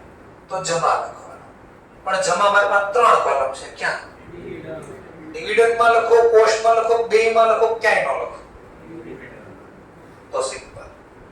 જે ઓલરેડી મારી પાસે જૂના પડ્યા હતા એ તો મારા અધિકાર તો લેવાનો, તો એ તો મારી આવક કહેવાય. તો આ જે જૂના ઓપનિંગમાં પડ્યા છે એના ઉપર જે ડિવિડન્ડ મળ્યો એ હું ડિવિડન્ડ કોલમમાં લખીશ અહીંયા 4000. પણ રિયલમાં જોઈએ તો આ ડિવિડન્ડ જે 2025 ના વર્ષ માટે બારો પડ્યો ઈ તારીખે આ શેર હતા જ નહીં. તો રિયલી મારી કોઈ આવક જ ન કહેવાય. ઈ મારી આવક કહેવાય નહીં. તો આ જે 2000 ડિવિડન્ડ મળ્યું એ આપણે ક્યાં લખશું? તો એ લખશું આપણે કોસ્ટ કોલમ અહીંયા લખશું. તો ક્વેશ્ચન અરે ભાઈ ના કે એક શેર મેં કેટલામાં ખરીદ્યો હતો? તો મેં ત્યારે પૈસા આપ્યા હતા ને તો એટલા ગયા હતા. આ શેરનો ભાવ ઘટ્યો તો એને સરભર કરવા માટે કંપની મને ડિવિડન્ડ આપ્યું. આ કોસ્ટ ઘટીને એટલે આટલા માટે જે મેં પછીથી શેર ખરીદ્યા હતા એના ઉપર ડિવિડન્ડ મળ્યું ઈ મારી કોસ્ટ ઘટાડવા માટે અહીંયા લખવો પડે. અને આને ઇંગ્લિશમાં કહેવાય pre acquisition dividend, post acquisition dividend. આ તારીખ વાળો જે ડિવિડન્ડ એવો ને આ બે ડિવિડન્ડ મળ્યા ને એમાં એકને કહેવાય પ્રી એક્વિઝિશન, એકને કહેવાય પોસ્ટ એક્વિઝિશન. પણ ઘણાનામાં ખબર નથી પડતી કોને પોસ્ટ ગણવું ને કોને. ગુજરાતી તો આવડે. પ્રી એટલે પહેલા, પોસ્ટ એટલે પછી. પણ આમ જો તો આ ઊંધું દેખાય. જો જોજો આ ક્યારે ખરીદ્યા? 14 ડિવિડન્ડ ક્યારે મળ્યું? તો આ પછીનો થયો ને. બસ વાત એટલે થાય. તો આના માટે હું ટેકનિક આપી દઈશ. કોને કઈ રીતે ગણવાનું, પ્રી કે પોસ્ટ? તો ધ્યાનથી સમજાવો. પ્રી એક્વિઝિશન ડિવિડન્ડ કોસ્ટમાં, પોસ્ટ એક્વિઝિશન ડિવિડન્ડ કોસ્ટ કોલમમાં. તો હવે આમ જોવાનું છે. અહીંયાથી જોવાનું છે. મેં ક્યારે ખરીદ્યા અને ડિવિડન્ડ ક્યારનો છે જોવો તો. શું બોલો છો? ખબર પડે? મેં ક્યારે ખરીદ્યા? 14 ફેબ્રુઆરી પાછળ વર્ષ છે 26. અને ડિવિડન્ડ કયા સમયનો છે જો તો મેં ખરીદાય પહેલાના સમયનો છે પછીના સમય? પહેલાના. તો પ્રી એક્વિઝિશન ડિવિડન્ડ ક્યાં લખવાનો? કોસ્ટ કોલમમાં. તમને ગોખતા તો આવડશે પણ એમસીક્યુ માં તકલીફ પાડ દે. આ દાખલો આવે તો કઈ કામનો જ નથી તમારે. તમે લખી જ નાખશો મને પાકી ખબર છે. ઈ કઈ રીતે તો કે જો મને કે સર બોલે ને મને કઈ ખબર ન પડે. હું ઘરની બુદ્ધિ મારે આખી દે. મેં કહ્યું એ કહે છે પહેલા લખ્યા છે એ પહેલા લખી પછી લખીને પછી લખી આ ગોખી નાખશે પાક્કો છે. પહેલા જે ઓપનિંગ માં પડે પહેલી કોલમમાં લખવાનું, બીજા જે ખરીદાની બીજી કોલમમાં કામ કરો. આમ ગોખી નાખ. જો મારી માં બધી ટેકનિક છે. 2 મિનિટમાં ક્વેશ્ચન પૂરા કરવાની ટેકનિક છે મારા પાસે. અને આ જ વસ્તુને ડિટેલમાં સમજાવવાની ટેકનિક છે. એટલે જેવો સમય એ પ્રમાણે હું સમજાવી શકું. આપણે પાસે ઇનફ સમય છે તો હું બધું સમજાવી શકું. ચાલો કેમ ગોતવાનો છે પ્રી એક્વિઝિશન? ખબર? એક્વિઝિશન એટલે ખરીદવું. એક્વાયર કરવું એટલે ખરીદવું. તો આપણે ખરીદ તારીખ જોવાની છે. શું જોવાનું છે? ખરીદ. ખરીદા ક્યારે અને ડેટ જો. આ ખરીદા પહેલાની ડેટ છે. હા તો આને શું બોલે? Pre acquisition. મેં ખરીદા પહેલાની તારીખ અને કોસ્ટ કોલમમાં. પોસ્ટ એક્વિઝિશન નો મતલબ બસ જો આ ક્યારે ખરીદા જો 15/8 અને ડિવિડન્ડ ક્યારે મળ્યું? તો મેં ખરીદા પછી ડિવિડન્ડ મળ્યો છે. તો શેના આધારે ડિસિઝન લેવાનો છે? ખરીદ કિંમત અને ક્યારે ડિવિડન્ડ આ તમે ડિક્લેર કર્યું એ. આના આધારે ડિસિઝન લેવાનો છે. જો આ નો ખબર પડી તમારું ચેપ્ટર નંબર છે એ S21 છે CFS એ આખું જશે. આખી બેલેન્સ શીટ ખોટી બનશે તમારી. આટલું મહત્વનું છે એટલે ધીમે ધીમે સમજાવું છું. ક્યાંથી ડિસિઝન લેવાનો? પ્રી કે પોસ્ટ? તમે ખરીદો ત્યાંથી અને ક્યારે ડિવિડન્ડ ડિક્લેર જોઈ થાય. ચલો ક્યારે ખરીદા? ડિક્લેર ક્યારે થયા? 31 ડિસેમ્બર 25. આને કઈ તારીખે ડિક્લેર થઈ? કયા સમય માટે ડિક્લેર થઈ? ક્યારે ખરીદા? ડિક્લેર કયા સમયનો થયો? તો મેં ખરીદા પહેલાનો સમય છે. હા તો આને પ્રી બોલાય. હવે અહીંયા જો મેં ખરીદા ક્યારે? કયા સમયનો ડિક્લેર છો? 31 ડિસેમ્બર 25. તો આ ઓગસ્ટ પહેલા આવે કે ડિસેમ્બર? ઓગસ્ટ. તેનો મતલબ પહેલા ખરીદા અને પછી ડિવિડન્ડ ડિક્લેર છો. પછી ઇંગ્લિશમાં કહેવાય પોસ્ટ. ક્લિયર? તો ક્યાં ડિવિડન્ડ લખવાની થોડી ખબર પડી. ચલો ધ્યાન આપો. હવે ટોપિક એડ કરો. ધ્યાનથી જોજો. સમજવા માટે હું અહીંયા ડેટ ઇન્ક્લુડ કરું છું વચ્ચે એક ટોપિક. મોટા ભાગે બુકમાં લખેલું આવશે, પણ હું બુકમાં લખેલું ન હોય ને એવું શીખવાડું છું કે જે હવાલા કહેવાય. ક્વેશ્ચન સાયલન્ટ હોય, મૂંગો બેરો હોય, એને ખબર ન પડતી હોય ત્યારે હું સમજવા. જેમ કે એક ટોપિક એડ કરું છું, 20 ફેબ્રુઆરીના રોજ કંપનીએ બોનસ ઇશ્યુ કર્યા. સમજવા માટે રેશિયો બી લખી દો 1:5. આનો મતલબ જેની પાસે 5 હશે એને 1 મળશે. તો મારા માં ટોટલ કેટલા પડ્યા? જો ક્વોન્ટિટી જો ક્વોન્ટિટી ઓપનિંગ માં ક્વોન્ટિટી હતી 1000 અને નવા ખરીદા 500, ટોટલ 1500. તો 5 હોય તો 1 મળે, તો 1500 એ કેટલા મળે? 300. આ ક્લિયર થઈ? પાક્કો છે. હવે ક્વેશ્ચન આવ્યો પાછો. 28 ફેબ્રુઆરી ડિવિડન્ડ બહાર પાડ્યો, 31 ડિસેમ્બર 2025 માટે.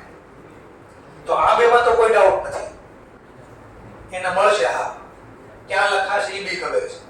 ક્વેશ્ચન આવ્યો 20 ફેબ્રુઆરીએ જે બોનસ બહાર પાડ્યો એને મળે ન મળે? ના મળે. તો રીઝન ખબર પડે કેમ ના મળે.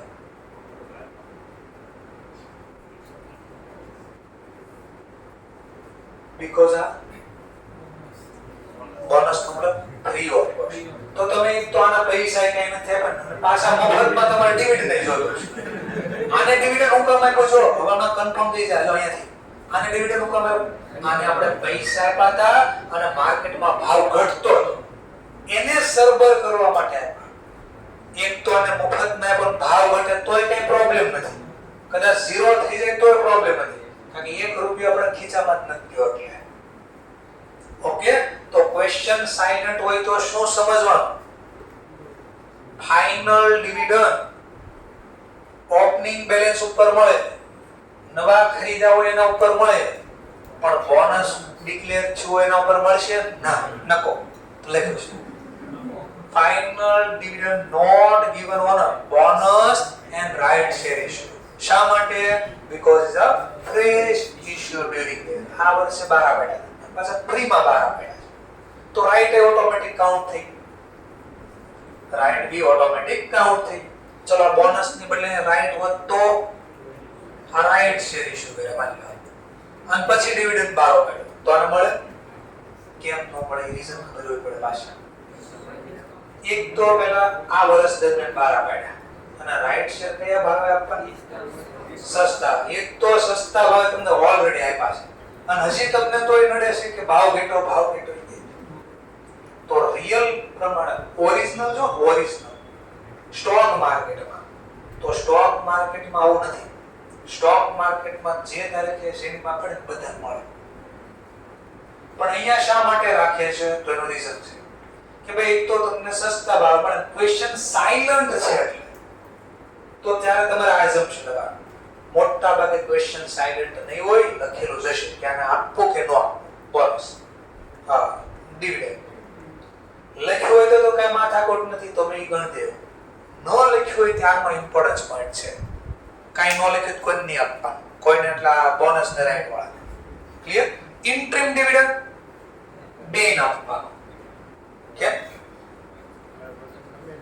ઇન્ટરિમ ડિવિડન્ડ તો ક્યારે મળે? અધ વચ્ચે.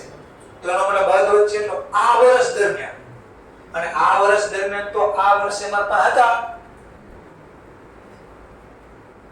અને અધ વચ્ચે 12 પડે. એનો મતલબ આ જ વર્ષનો નફો યુઝ થાય અને આ જ વર્ષ મને જેની પાસે પડ્યા હોય એ બધાને મળે.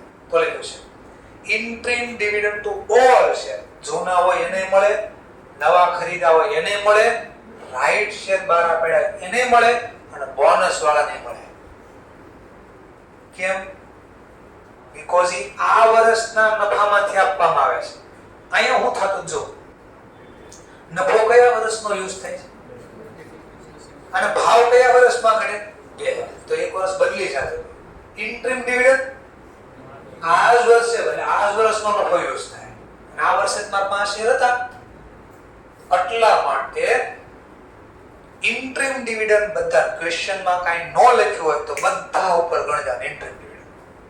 ક્વેશ્ચન સાયલન્ટ હોય તો પણ કે એના ઇન્ટરિમ ડિવિડન્ડ એક્ઝામ્પલ લખીને આપે interim dividend not allowed to write છે તો પછી તમારે ના કે નહીં આઈ સ્ટ્રોંગલી ઓબ્જેક્શન જય કોંગ્રેસ નહીં મારા સરે તો કીધું લખવાનું પણ ક્યારે લખવાની બોલું છું વારે ક્વેશ્ચનમાં કાંઈ કીધું ન હોય તો અધરવાઇઝ ચલો ઓર બીજું if dividend date is not given એટલે ક્વેશ્ચન આ છે ડિવિડન્ડ 20% તો કયા સમય માટેનો છે ખાલી એટલું લખ્યું કયા સમયનો છે ખબર નથી ખાલી ડિવિડન્ડ લખ્યું જો હું ઇન્ટરિમ બોલું તો તમને ખબર પડી બોલો ઇન્ટરિમ બોલું તો આ વર્ષ ફાઇનલ બોલું તો ગયા વર્ષ પણ મેં તો ખાલી એટલું કીધું કયા સમયની ડેટ નથી આપી તો હંમેશા કયો ડિવિડન્ડ સમજવાનો કારણ કે ફાઇનલ ઇન્ટરિમ ડિવિડન્ડ બધા નો આપે કારણ કે પછી માની લો પહેલા ડિવિડન્ડ આપી દીધો 6 મહિના પછી લોસ થઈ ગયો તો આ યુદ્ધ થઈ ગયું તો ખોટો ડિવિડન્ડ અપાય છેલ્લે ખબર પડી આ તો લોસ થઈ ગયો લોસ માં પછી ડિવિડન્ડ અપાય નહીં આટલા માટે જનરલી બધા ઇન્ટરિમ ડિવિડન્ડ ઓછો આપે તો આપણે શું ધારણા કર ફાઇનલ તો બધા આપતા હોય તો કઈ ડિવિડન્ડ ની ધારણા કરવાની ઈ ડિવિડન્ડ ડેટ નોટ ગિવન તો એ ફાઇનલ છે અને આવા કેસમાં તમારે બોનસ વાળાને ધ્યાનમાં લેવાય પણ આ ટોપિક ક્યારે આવતો નથી થિયરિકલ છે એટલે હું બોલું છું આ ટોપિક આવશે આ ક્યારે આવતો નથી એટલે આને યાદ ન રાખો તો એ પ્રોબ્લેમ નથી પણ પાસ્ટમાં આવતો એટલે હું બોલી ખાલી સમજાવું છેલ્લું હોય bonus share is also taken to calculate right issue right છે એટલે હું સમજાતો નથી ચલો ધ્યાનથી ક્વેશ્ચન હું છે જો અધૂરો અહીંયા બહુ મિસ્ટેક કરે છે સ્ટુડન્ટ આમાં બહુ મિસ્ટેક કરે આનો અધૂરો મતલબ કાઢે છે શું છે એ જોઈ લો અહીંયા બોનસ 12 બેઠા છે 1:5 અને અહીંયા રાઈટ શેર 12 બેઠા રાઈટ નો રેશિયો છે 1:10 હવે મને તમે કહો કે મને કેટલા રાઈટ શેર ખરીદવાનો અધિકાર હશે ક્વોન્ટિટી બોલો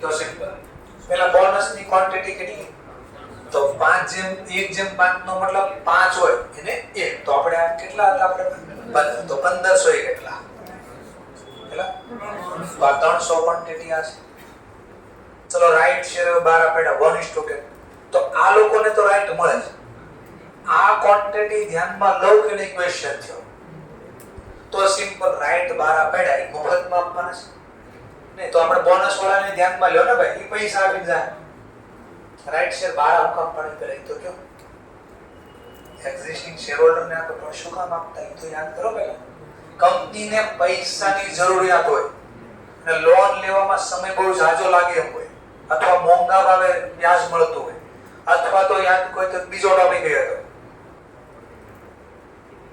એક બીજો પોઈન્ટ એ હતો કે આપણે જો નવા શેર 12 પાડી તોય પૈસા મળે એટલે આઈપીઓ લાવી તો પણ આપણે કીધું આઈપીઓ લાવવામાં તકલીફ હતી આઈપીઓ માં ગમે એ પબ્લિક આવી છે તો વોટિંગ રાઈટ આપણો ખબર ને બીજામાં આવી છે ટ્રાન્સફર થઈ તો આપણે વોટિંગ રાઈટ એ નથી જવા દેવો કોઈની પાસે જે જૂના છે એની પાસે રાખવો છે અને પૈસા ઝડપથી આવી કારણ કે આઈપીઓ લાવવા સમય જોઈએ અને રાઈટ શેરમાં કોઈ સમય ન બંધારણ બહાર પડે યાદ એવું ક્યાંક થોડું હા તો આને કીધું ભાઈ બોનસ મળે આ લોકોને બોનસ મળે પણ રાઈટ માટે તેને પૈસા આપવા પડશે મફત નહીં તો ક્વોન્ટિટી કેટલી થાય 1000 + 500 + 300 અને પછી આ બોનસ ની જેમ રાઈટ નો રેશિયો લઈ લેવાનો શેર 180 આટલું ક્લિયર તો આ સેન્ટેન્સ આવું કે જો આવું કે છે એ આવું નથી કહેતો બરાબર જોજો એ આવું નથી કહેતો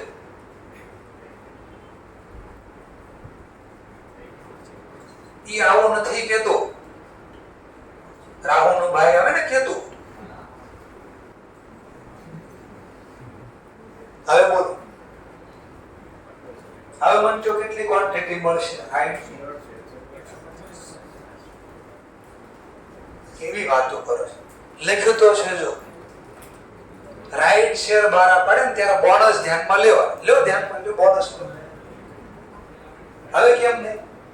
અરે ભાઈ રાઈટ આ તારીખે બહાર પડ્યા, બોનસ તો હતા જ નહીં તારીખ, તો ક્યાંથી આપવું? તો આનો અધૂરો મતલબ અડધા સ્ટુડન્ટ કાઢે એટલું ખાલી ગોખેલું. બોનસ ધ્યાનમાં લેવા. પણ ડેટ તો જો એકવાર ઈ તારીખે બોનસ હોય તો પહેલા ધ્યાનમાં લો ને. સમજાઈ ગયો? બધા ટેકનિકલ પોઈન્ટ હતા. આટલું યાદ રહી તો કાલે ક્વેશ્ચન સોલ્વ કરી શકો. એની પહેલા કોઈ કાલે ક્વેશ્ચન સોલ્વ ન થાય. ઓકે ચલો કેટલા વાગે છૂટવાનું છે? 12:30. તો 1 વાગે કીધું જ નથી. તો હજી 11:30 થાય છે. 2 વાગ્યા ઘડી.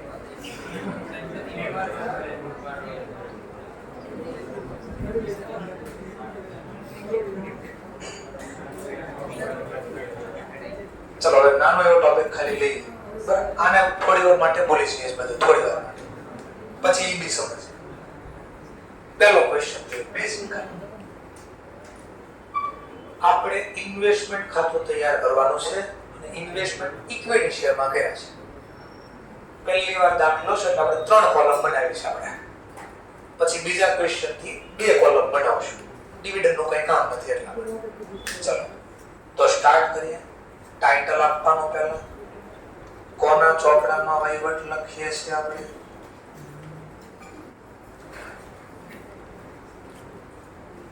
In book of so and so investment in equity share. કોઈ કઈ કંપનીના શેર છે તો અહીંયા લખવાનું. નામ આપ્યો ન આપ્યો તો ખાલી લખવાનું ઇન્વેસ્ટમેન્ટ ઇન ઇક્વિટી શેર.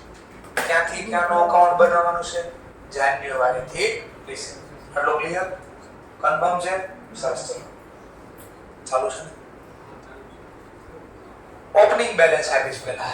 આનો મતલબ ઓપનિંગ બેલેન્સ એટલે જૂના ખરીદેલા છે. ચલો શેર ને કઈ બેલેન્સ હોય? ઇન્વેસ્ટમેન્ટ ને કઈ બેલેન્સ હોય? ડેબિટ. તો ગયા વર્ષનો ક્લોઝિંગ, તો આ વર્ષનો ઓપનિંગ માં જે બેલેન્સ હોય ને ઈ બાજુ લખાય તો ડેબિટ સાઈડ. ડેટ કઈ છે? તો 2010 પહેલી જાન્યુઆરી.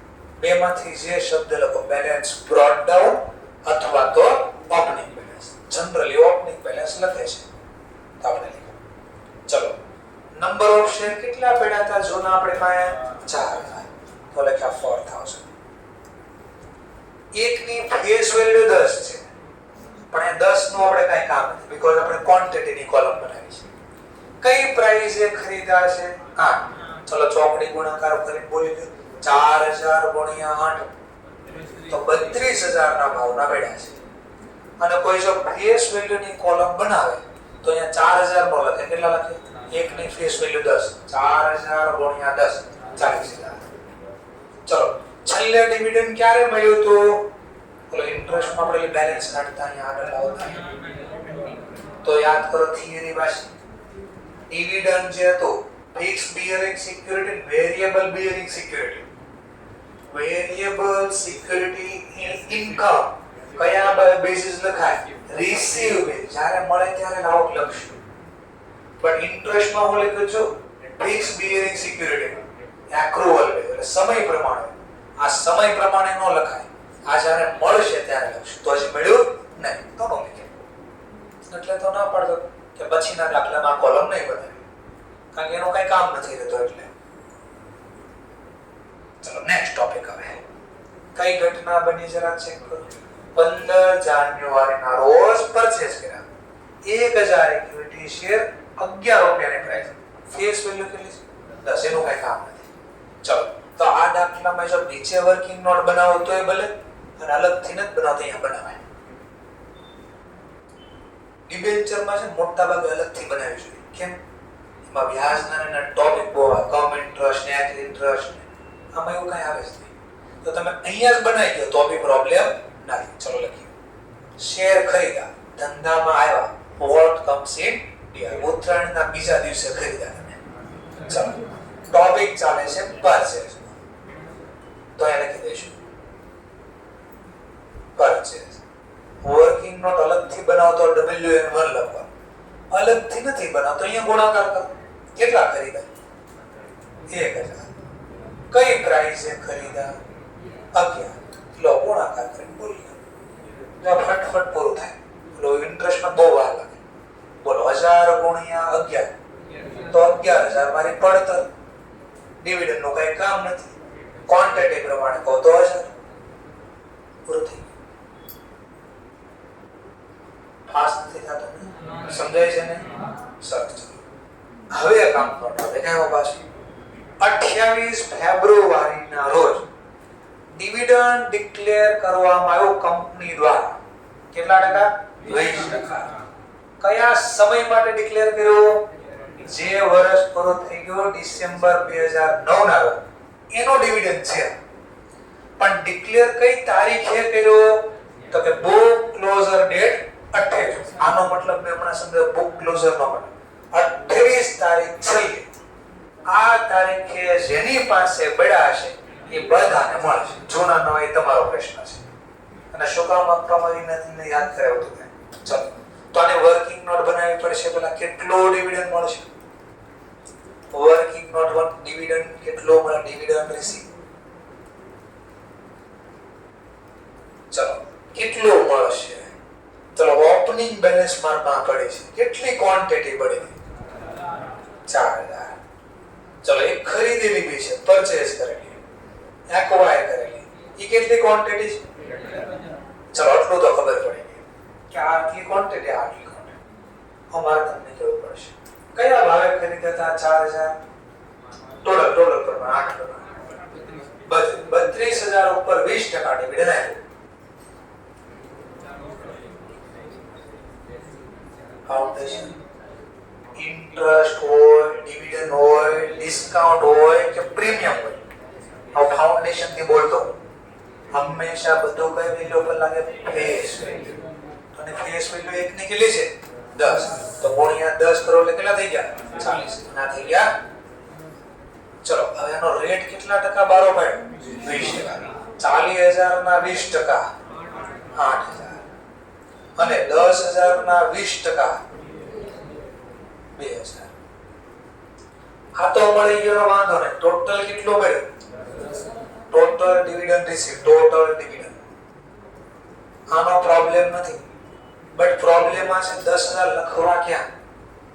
તો મેં તમને શીખવાડ્યું પ્રી એક્વિઝિશન ડિવિડન્ડ કોસ્ટ કોલમમાં લખાય અને પોસ્ટ એક્વિઝિશન ડિવિડન્ડ ડિવિડન્ડની કોલમમાં લખાય. તો તમારે મેન્શન કરવું પડે ક્યાં લખો છો. તો બોલો ઓપનિંગ બેલેન્સ નો મતલબ મેં એક્વાયર કર્યા પછી ડિવિડન્ડ બહાર પડ્યો. તો જૂના થજો અને ડિવિડન્ડ ડિક્લેર 4 ફેબ્રુઆરી. ઈ નો બોલો નહીં. કયા ક્યારે ડિક્લેર છું? 2009. તો એની પહેલાના પેડ્યા છે કરી. તો એનો મતલબ મેં સમજવા ડેટ બોલી દો. 15 ઓગસ્ટ 2009 માં ખરીદ્યા. હા 15 ઓગસ્ટ 2009. અને ડિક્લેર કયા સમય માટે કર્યું? 31 ડિસેમ્બર 2000. બોલો મેં ખરીદ્યા પહેલાનો સમય કે પછી? પછી. તો પોસ્ટ એક્વિઝિશન આને કહેવાય. કયું કહેવાય? Dividend post. તો પોસ્ટ એક્વિઝિશન ડિવિડન્ડ ક્યાં લખાય? પોસ્ટ એક્વિઝિશન ડિવિડન્ડ ક્રેડિટ કરીશ ક્યાં? Dividend column. ચલો તો આ કયો ડિવિડન્ડ કહેવાય? Pre acquisition. Pre acquisition dividend ક્યાં લખાય? તો ઈ ક્રેડિટ જ લખાય. પણ કઈ કોલમમાં? કોસ્ટ કોલમમાં. તો ઘણા ઉપર આવું ન લખવા માટે આમે સમજણ લાવડે. ઘણા સીધું જવાબ લખશે. આ 40000 આ જે 8000 ડિવિડન્ડ હતું ને કયું હતું? Post acquisition. Post acquisition dividend સીધો અહીંયા લખી દે. તો ઓપનિંગ ક્લોઝિંગ એવું નહીં લખે. આ પરચેઝ ની બદલે આને લખી દેશે પ્રી એક્વિઝિશન ડિવિડન્ડ. એટલે બે વારમાં લખવું પડે. અને અહીંયા સીધો ખાલી આ લખશે. ક્યાં લખાય? આ ક્યાં લખશું? તો સીધો લખશે બાજુમાં. એટલે ગણતરી નાની થઈ જાય. ચલો પ્રી પોસ્ટ એક્વિઝિશન ક્યાં લખાય? ક્રેડિટ કરશું. કઈ કોલમમાં? ડિવિડન્ડ. આ બી ક્રેડિટ જ થાય પ્રી એક્વિઝિશન. બટ ક્યાં ક્રેડિટ થાય? કોસ્ટ કોલમમાં.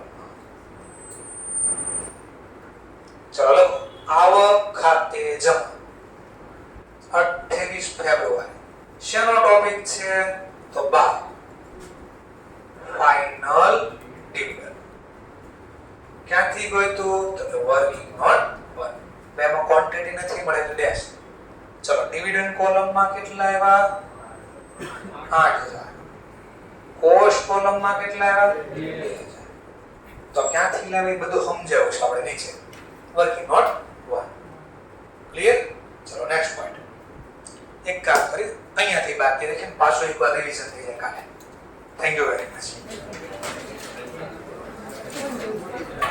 શેર